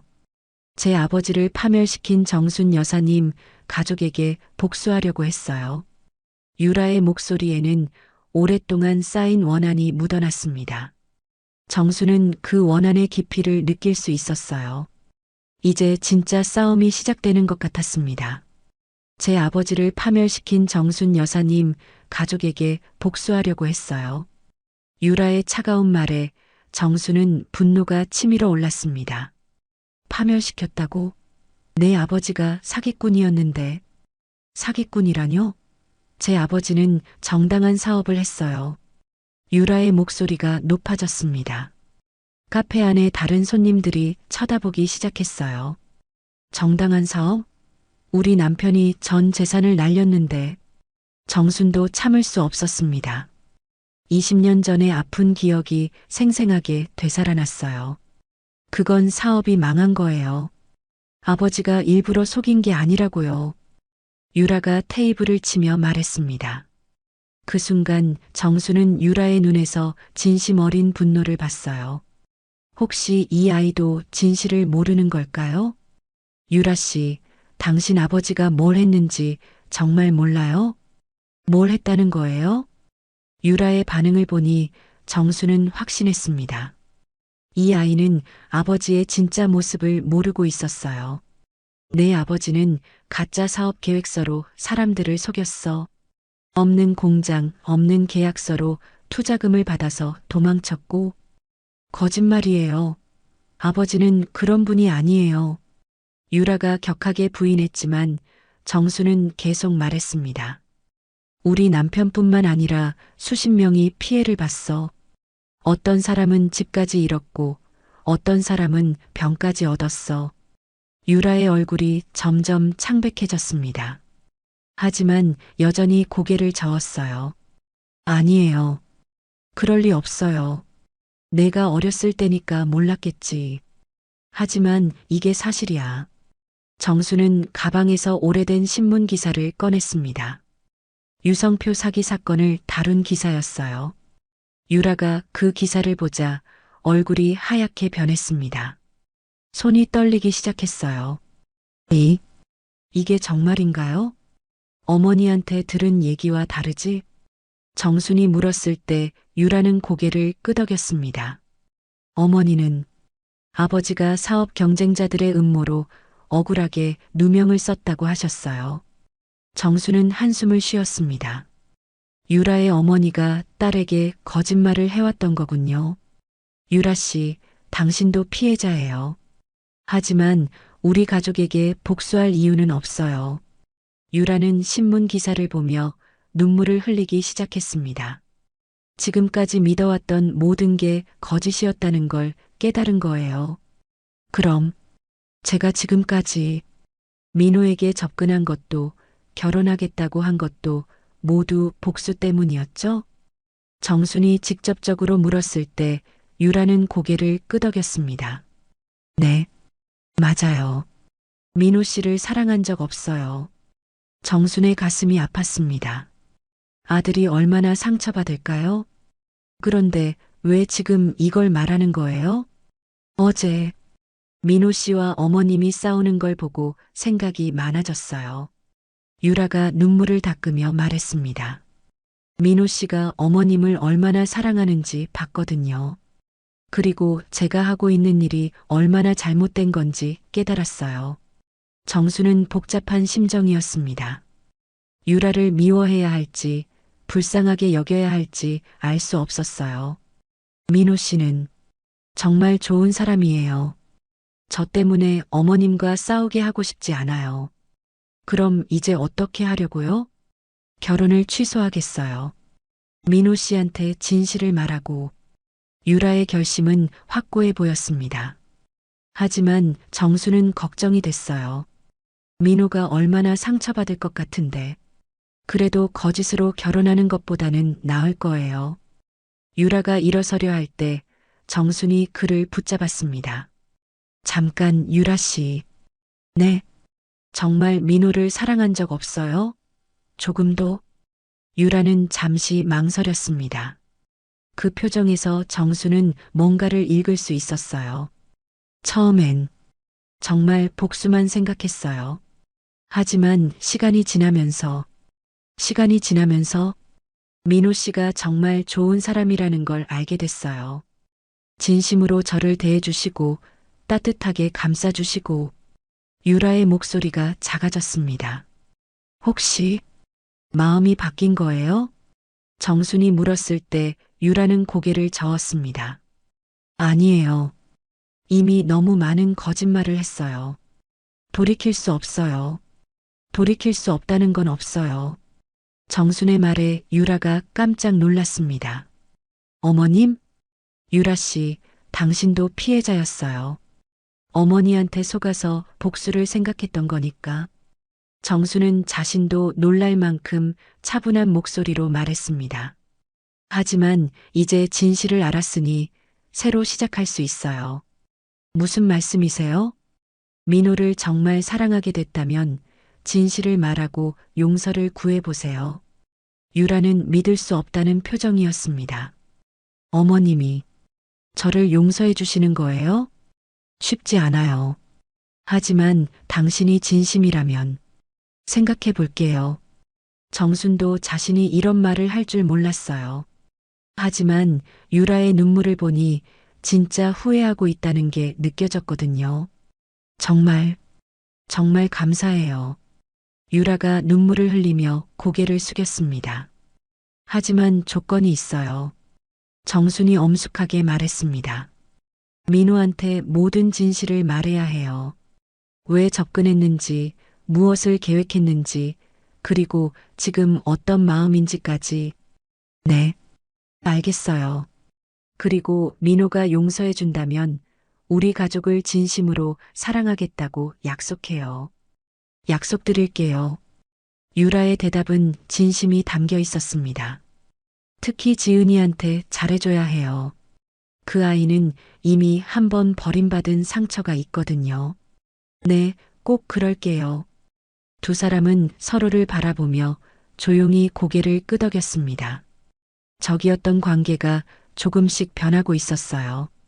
그럼 언제 민호한테 말할 거예요? 오늘 저녁에 말씀드리려고 해요. 많이 힘들 거예요. 각오는 됐죠? 네, 감당할 준비가 됐어요. 정수는 일어서며 말했습니다. 유라 씨, 진짜 새로 시작하고 싶다면 과거의 모든 걸 내려놓아야 해요. 알겠어요, 어머님. 유라가 처음으로 진심 어린 목소리로 어머님이라고 불렀습니다. 정순의 마음이 조금 따뜻해졌어요. 카페를 나서며 정수는 생각했습니다. 과연 민호가 이 모든 진실을 받아들일 수 있을까요? 그리고 정말 새로운 시작이 가능할까요? 집으로 돌아가는 길, 정순의 마음은 복잡했습니다. 분노와 용서 사이에서 흔들리고 있었어요. 그날 저녁 정수는 집에서 유라의 전화를 기다리고 있었습니다. 민호에게 진실을 말하겠다던 유라의 약속이 지켜질지 불안했어요. 할머니, 오늘 왜 이렇게 심각해 보여요? 지은이가 할머니 옆에 앉으며 물었습니다. 아무것도 아니야. 그냥 생각이 많아서 그래. 정수는 지은이의 머리를 쓰다듬으며 답했지만 마음은 복잡했어요. 과연 이 결정이 옳은 건지 확신이 서지 않았습니다. 오후 8시쯤 민호가 집에 들어왔습니다. 평소보다 얼굴이 어두웠어요. 어머니, 유라가 어머니를 만났다고 하던데 무슨 이야기를 나누셨어요? 직접 유라 씨한테 들어보세요. 정수는 담담하게 답했습니다. 이제는 유라가 모든 걸 털어놓아야 할 때였어요. 민호는 불안한 표정으로 유라에게 전화를 걸었습니다. 유라야, 지금 시간 돼? 집에 와서 이야기 좀 하자. 전화 너머로 유라의 목소리가 들렸어요. 네, 곧 갈게요. 30분 후 유라가 도착했습니다. 그녀의 얼굴은 창백했고 눈은 울었던 흔적이 역력했어요. 어서 와요. 정순이 문을 열어주며 말했습니다. 유라는 고개를 숙이며 들어왔어요. 거실에 앉은 유라는 한참 동안 말을 시작하지 못했습니다. 민호가 조심스럽게 물었어요. 유라야, 어머니랑 무슨 이야기를 했어? 민호 씨. 유라의 목소리가 떨렸습니다. 저 고백할 게 있어요. 고백? 민호가 의아한 표정을 지었습니다.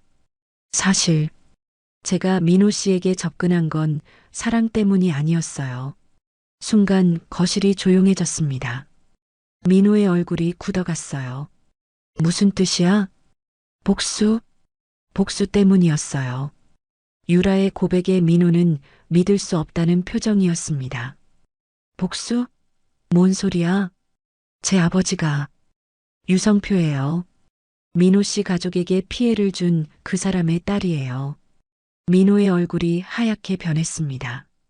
이미 알고 있던 사실이지만 유라의 입에서 직접 들으니 충격이 더 컸어요. 그걸 알면서도, 네, 알면서도 민호 씨에게 접근했어요.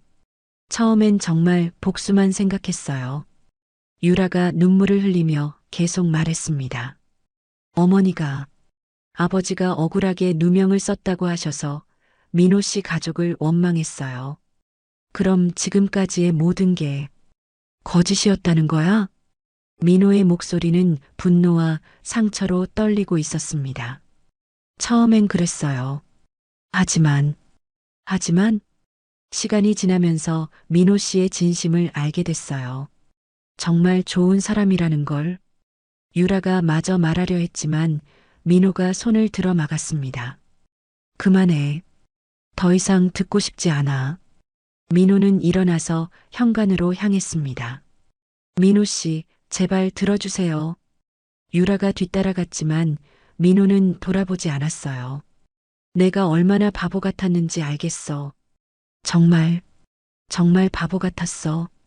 현관문이 쾅 소리를 내며 닫혔습니다. 민호는 그대로 나가버렸어요. 유라는 그 자리에 주저앉았습니다. 어떻게 해야 할지 몰라 하는 모습이었어요. 유라 씨, 정순이 다가와서 말했습니다. 민호가 충격을 받는 건 당연해요. 시간이 필요할 거예요. 어머님, 제가 너무 잘못했어요.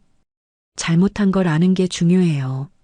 이제 어떻게 할 건지가 더 중요하고요. 정순의 말에 유라는 고개를 들었습니다. 포기하지 마세요. 진심이라면 민호도 언젠가는 이해할 거예요. 정말 그럴까요? 쉽지 않을 거예요. 하지만 불가능하지는 않아요. 그때 지은이가 방에서 나왔습니다. 큰 소리에 놀란 모양이었어요. 할머니, 삼촌 어디 갔어요? 왜 소리 질렀어요? 지은아, 삼촌이 좀 화가 나서 나갔어. 곧 돌아올 거야. 정순이 지은이를 달래며 말했습니다. 지은이는 유라를 보더니 다가왔어요. 이모, 울었어요? 왜 울어요? 유라는 지은이의 순수한 눈빛을 보며 더욱 미안해졌습니다. 지은아, 이모가 잘못한 일이 있어서 그래. 뭘 잘못했는데요? 삼촌한테 거짓말을 했어. 지은이는 잠시 생각하더니 말했습니다. 그럼 진짜 마음으로 사과하면 되잖아요. 삼촌은 착한 사람이니까 용서해 줄 거예요. 아이의 순진한 말에 유라는 눈물이 더 많이 났습니다. 고마워, 지은아. 이모, 우리 가족 되는 거 맞죠? 지은이의 질문에 유라는 대답할 수 없었어요. 이제 모든 게 불확실해졌거든요. 지은아, 방에 들어가서 자야지. 내일 학교 있잖아. 정순이 지은이를 방으로 보낸 후 다시 유라와 마주 앉았습니다. 유라 씨, 이제 정말 시작이에요. 네. 진짜 사랑한다는 걸 보여줄 차례예요. 정순의 말에 유라는 결심한 표정을 지었습니다. 어떻게 하면 될까요? 민호한테 계속 진심을 보여주세요. 쉽게 포기하지 말고. 하지만 민호 씨가 저를 용서해주지 않으면 그럼 그때 정말 포기하는 거예요. 하지만 지금은 너무 일러요. 정수는 유라의 손을 잡았습니다. 유라 씨, 저도 처음엔 당신을 미워했어요. 하지만 오늘 이야기를 나누면서 생각이 바뀌었어요. 어머님, 당신도 피해자였어요. 잘못된 정보 때문에 복수를 생각했던 거니까. 정순의 따뜻한 말에 유라는 감동했습니다. 정말 감사해요. 이렇게 이해해 주실 줄 몰랐어요. 하지만 이제부터가 중요해요. 진짜 우리 가족이 되고 싶다면 더 많은 노력이 필요할 거예요. 네, 각오하고 있어요. 밤이 깊어가도 민호는 돌아오지 않았습니다. 유라는 걱정되는 마음에 계속 전화를 걸었지만 받지 않았어요. 민호 씨, 제발 안전하게. 유라는 창밖을 바라보며 기도했습니다. 새벽 2시쯤 드디어 민호가 돌아왔습니다. 술 냄새가 났어요. 민호 씨, 유라가 달려갔지만 민호는 그녀를 외면했습니다. 아직도 여기 있었어? 네. 민호 씨가 걱정돼서요. 걱정? 웃기지 마. 복수하려던 사람이 무슨 걱정이야. 민호의 말은 날카로웠습니다. 민호야, 너무 심하게 말하지 마라. 정순이 말렸지만 민호는 들지 않았어요. 어머니도 속으셨잖아요. 이 사람한테. 민호야, 나 정말 바보 같았어. 어떻게 이렇게까지 속을 수 있었을까? 민호가 자조적으로 웃었습니다. 유라는 그런 민호를 보며 가슴이 아팠어요. 자신 때문에 이렇게 상처받게 했다는 게 너무 미안했습니다. 민호 씨, 정말 죄송해요. 사과는 됐어. 이제 그만 가줘. 민호 씨, 가달라고. 민호가 소리를 질렀습니다. 유라는 더 이상 버틸 수 없어서 집을 나갔어요. 문이 닫힌 후 민호는 소파에 털썩 주저앉았습니다. 어머니, 저 정말 바보죠? 민호야. 정수는 아들의 상처받은 모습을 보며 마음이 아팠습니다. 하지만 이 모든 과정이 필요한 일이라고 생각했어요. 진짜 사랑이 무엇인지 깨닫는 과정이니까요. 일주일이 지났지만 민호는 여전히 유라의 전화를 받지 않았습니다. 집안 분위기도 무겁기만 했어요. 정수는 아들의 상처를 지켜보며 안타까웠지만 섣불리 위로할 수도 없었습니다. 삼촌, 밥 먹어요. 지은이가 민호를 부르며 말했습니다. 응, 알겠어. 민호는 기계적으로 대답했지만 식욕이 없어 보였어요. 며칠째 제대로 먹지도 못하고 있었습니다. 민호야, 이렇게 지내면 몸만 상해. 정순이 걱정스럽게 말했지만 민호는 대답하지 않았어요. 그때 현관 초인종이 울렸습니다. 정순이 문을 열어보니 유라가 서 있었어요. 손에는 큰 봉지를 들고 있었습니다. 어머님, 안녕하세요. 유라의 얼굴은 몰골이 말이 아니었어요. 며칠 동안 제대로 잠도 자지 못한 것 같았습니다. 유라 씨, 들어와요. 정순이 문을 열어주자 유라가 조심스럽게 들어왔습니다. 민호 씨, 계세요? 있긴 하지만 만나주지 않을 거예요. 정순의 말에 유라는 고개를 끄덕였습니다. 알고 있어요. 그래도 이건 전해주고 싶어서요. 유라가 봉지를 내밀었습니다. 뭐예요? 민호 씨가 좋아하는 음식들이에요. 직접 만들어 왔어요.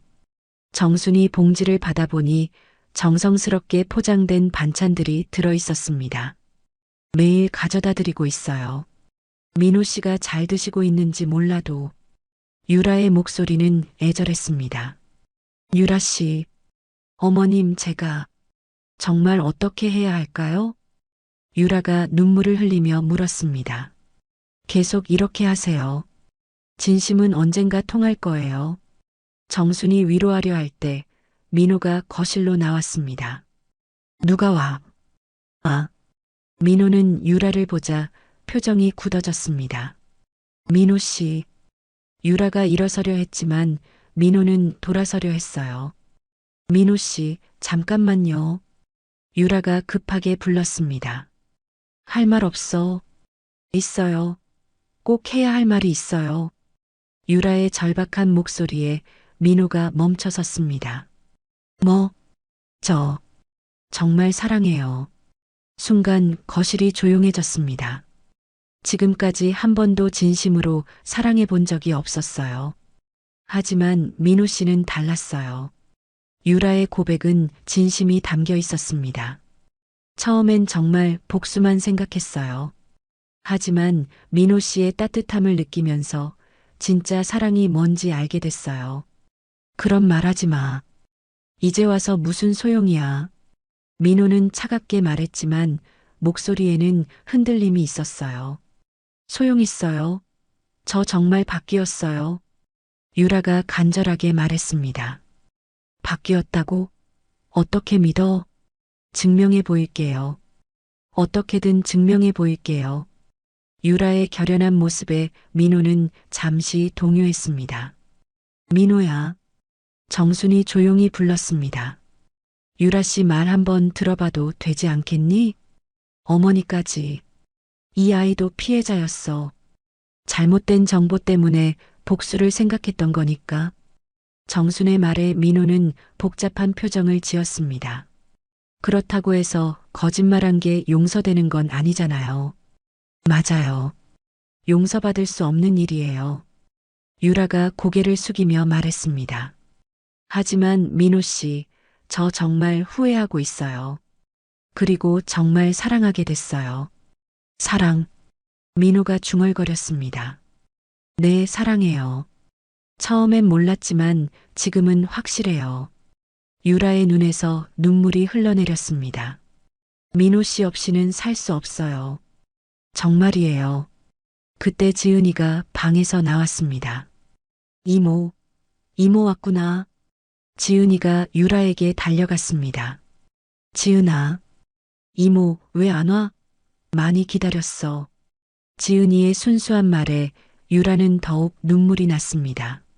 지은아, 이모가 잘못한 일이 있어서. 그래도 이모는 이모야. 삼촌도 이모 용서해줘야 해. 지은이가 민호를 올려다보며 말했습니다. 지은아, 어른 일은 복잡해. 뭐가 복잡해? 사랑하면 용서하는 거 아니야? 아이의 순진한 말에 어른들은 모두 침묵했습니다. 민호 씨, 유라가 다시 입을 열었습니다. 제가 증명해 보일게요. 진심이라는 걸 보여드릴게요. 어떻게? 어머님이 말씀하신 대로 할게요.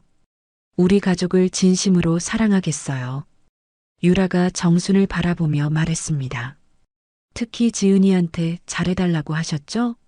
정말 진짜 가족처럼 사랑하겠어요. 말은 쉽지. 민호가 비꼬듯 말했습니다. 말이 아니라 행동으로 보여드릴게요. 유라는 지은이에게 다가가서 말했습니다. 지은아, 이모가 앞으로 정말 잘해줄게. 약속해. 정말이야? 진짜 우리 가족 될 거야? 그건 삼촌이 결정하셔야 해.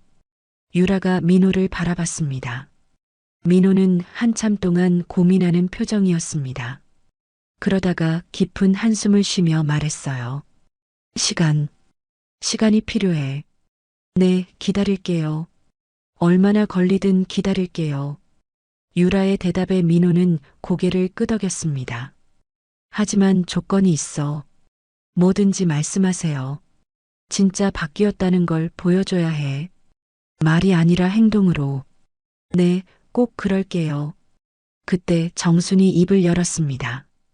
유라 씨, 우리 집에서 지내면서 보여주는 게 어때요? 네. 여기서 같이 살면서 정말 가족이 될 수 있는지 확인해 보는 거예요. 정순의 제안에 모두가 놀랐습니다. 어머니, 그게.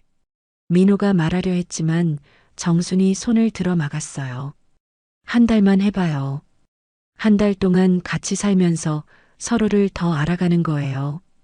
정말 그래도 될까요? 유라가 조심스럽게 물었습니다. 대신 조건이 있어요. 정순이 엄숙하게 말했습니다. 지은이 보는 앞에서는 절대 싸우면 안 돼요. 그 아이가 또 상처받으면 안 되거든요. 네, 꼭 지키겠어요. 그리고 진짜 가족처럼 지내세요. 집안일도 같이 하고 지은이도 같이 돌보고. 알겠습니다. 유라는 진심으로 대답했습니다. 민호는 여전히 확신이 서지 않는 표정이었지만 어머니의 뜻을 거스를 수는 없었어요. 알겠어요. 한 달만. 고마워요, 민호 씨. 이렇게 해서 이상한 동거 생활이 시작되었습니다. 과연 이들은 진짜 가족이 될 수 있을까요? 정수는 이 모든 것을 지켜보며 속으로 기도했습니다. 모든 게 잘 되기를 바라면서요. 한 달간의 동거 생활이 시작되고 보름이 지났습니다. 유라는 정말로 변화된 모습을 보여주고 있었어요. 매일 새벽에 일어나 아침을 준비하고 지은이 도시락도 정성스럽게 싸주었습니다. 이모, 오늘 도시락도 맛있을 것 같아. 지은이가 환하게 웃으며 말했습니다. 유라는 지은이와 정말 친해졌어요. 그럼 이모가 정성껏 만들었거든. 유라가 지은이의 머리를 쓰다듬으며 대답했습니다. 민호는 여전히 유라에게 차갑게 대했지만 예전보다는 조금 누그러진 것 같았어요. 적어도 같은 공간에 있는 걸 피하지는 않았습니다. 유라 씨, 고마워요. 정순이 유라에게 말했습니다.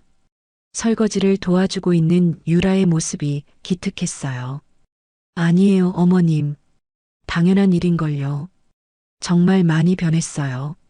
처음엔 어떻게 해야 할지 몰랐어요.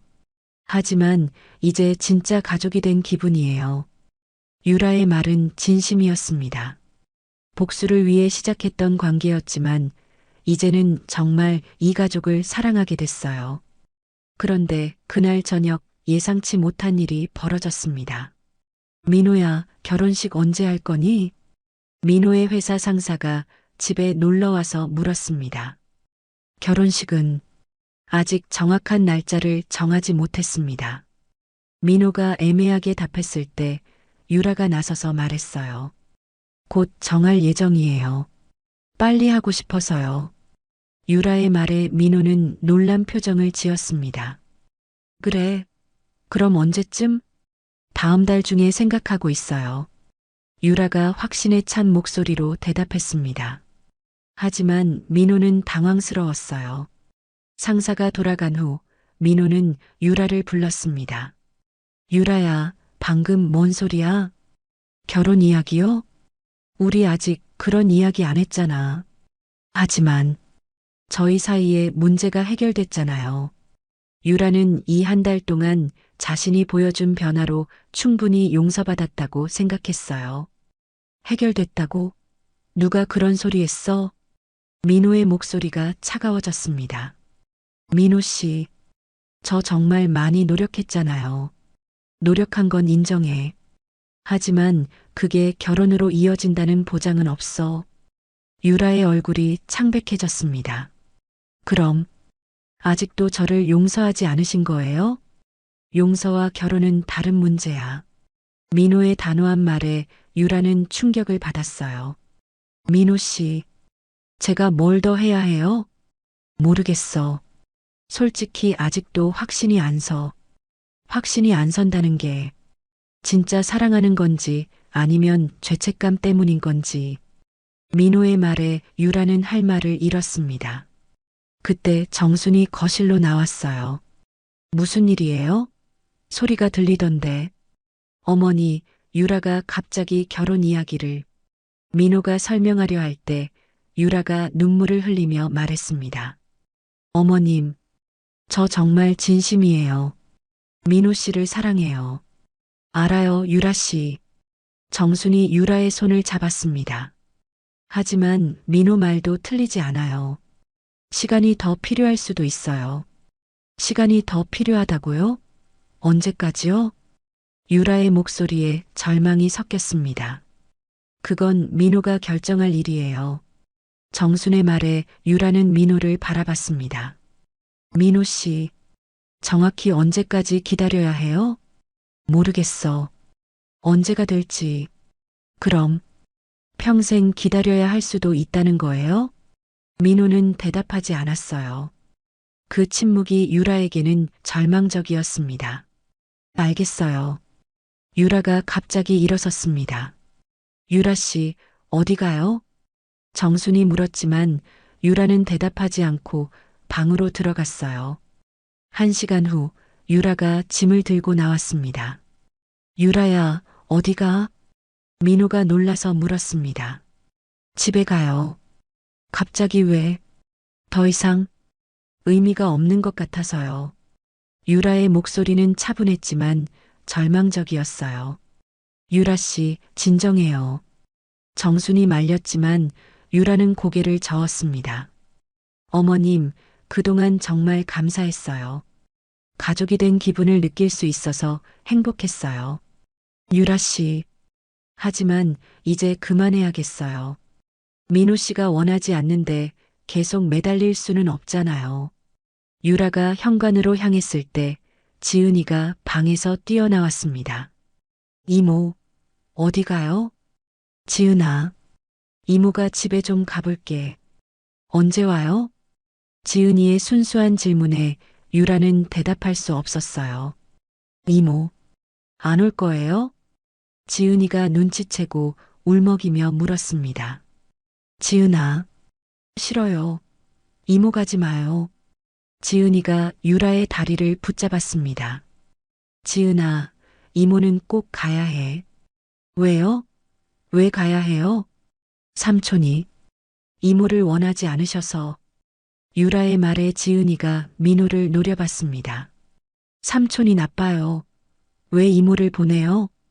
지은아, 이모는 우리 가족이에요.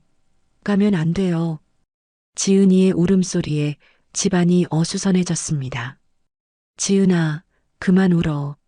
민호가 다가가려 했지만 지은이는 피했어요. 삼촌 싫어요. 이모 보내는 삼촌 싫어요. 지은아, 어른 사정이 있어서. 무슨 사정이요?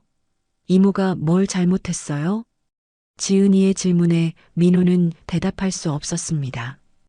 이모는 맨날 도시락 싸주고 같이 놀아주고 정말 좋은데 왜 보내요? 아이의 순수한 말이 모든 어른들의 마음을 아프게 했어요. 지은아, 진정해. 정순이 지은이를 달래려 했지만 소용없었습니다. 할머니도 이모 보내는 거예요? 그게 아니야, 지은아. 그럼 왜요? 왜 이모가 가야 해요? 지은이가 계속 울며 물었습니다. 그때 유라가 지은이 앞에 무릎을 꿇고 앉았어요. 지은아, 이모가 설명해 줄게. 이모가 삼촌한테 거짓말을 했어. 그래서 삼촌이 화가 나신 거야. 거짓말이 뭐예요? 처음에는 삼촌을 진짜로 사랑하지 않았어. 지은이가 이해할 수 있게 쉽게 설명했습니다. 그럼 지금은요? 지금은 정말 사랑해. 삼촌도 할머니도 지은이도 모두 사랑해. 그럼 됐잖아요. 왜 가요? 삼촌이 이모를 믿어주지 않으셔서 유라의 말에 지은이가 다시 민호를 바라봤습니다. 삼촌, 이모 믿어줘요. 이모 진짜 좋은 사람이에요. 민호는 지은이의 간절한 눈빛을 보며 마음이 흔들렸습니다. 과연 자신이 너무 냉정한 걸까요? 지은이의 간절한 눈빛을 받으며 민호는 깊은 고민에 빠졌습니다. 아이의 순수한 마음이 그의 마음을 흔들었어요. 삼촌, 제발. 이모 보내지 마요. 지은이가 눈물을 흘리며 매달렸습니다. 그 모습을 보던 민호는 자신이 너무 냉정했던 건 아닌지 돌아보게 됐어요. 지은아, 이모는 우리 가족이에요. 정말 우리를 사랑해요. 아이의 말에 유라가 더욱 눈물을 흘렸습니다. 민호야. 정순이 조용히 아들을 불렀습니다. 어머니, 내가 정말 원하는 게 뭐니? 정순의 질문에 민호는 한참 동안 생각했습니다. 정말로 유라를 보내는 게 맞는 걸까요? 저도 모르겠어요. 민호의 솔직한 대답이었습니다. 그럼 마음에 물어봐. 유라가 없으면 어떨 것 같니? 정순의 말에 민호는 상상해 봤습니다. 유라가 정말 떠나버린다면 어떨까요? 한 달 동안 함께 지내면서 민호도 조금씩 변화를 느꼈어요. 유라의 진심 어린 노력, 지은이를 돌보는 따뜻한 모습, 그리고 가족을 위하는 마음까지. 솔직히 허전할 것 같아요. 민호의 고백에 유라가 고개를 들었습니다. 민호 씨, 하지만 여전히 무서워. 또 속을까봐.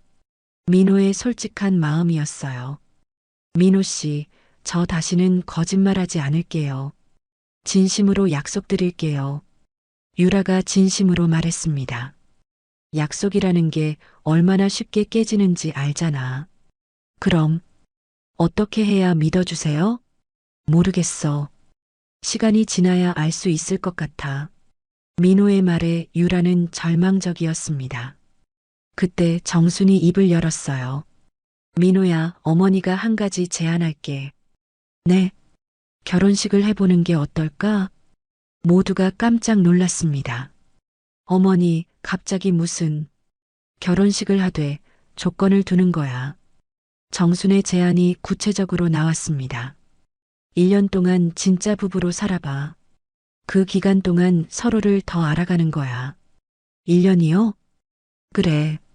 1년 후에 정말 서로를 사랑한다고 확신하면 그때 진짜 부부가 되는 거고, 아니면 헤어지는 거야. 깔끔하게. 정순의 제안에 모두가 생각에 잠겼습니다. 어머님, 그게 가능할까요? 유라가 조심스럽게 물었습니다. 왜 안 되겠어? 요즘 그런 부부들 많아. 정수는 의외로 현실적이었어요. 민호야, 어때? 민호는 한참 고민했습니다. 나쁜 제안은 아닌 것 같았어요. 좋은 생각인 것 같아요. 그럼 확실하게 알 수 있을 테니까. 유라 씨는 어때요? 저는 좋아요. 기회를 주신다면 감사하죠. 유라도 동의했습니다. 그럼 결정이야? 지은이가 기대에 찬 목소리로 물었습니다. 지은아, 어떻게 생각해? 정순이 지은이에게 물었습니다. 좋아요. 이모 안 가면 돼요.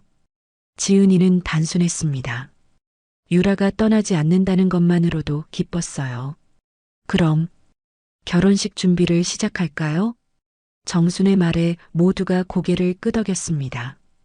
한 달 후 결혼식이 열렸습니다. 작은 결혼식이었지만 의미가 깊었어요. 신부 입장입니다. 유라가 순백의 드레스를 입고 들어왔습니다. 아름다운 모습이었지만 그보다 더 아름다운 건 그녀의 진심 어린 미소였어요. 민호는 유라를 보며 가슴이 두근거렸습니다. 여전히 불안하긴 했지만 이번엔 진짜일지도 모른다는 희망이 생겼어요.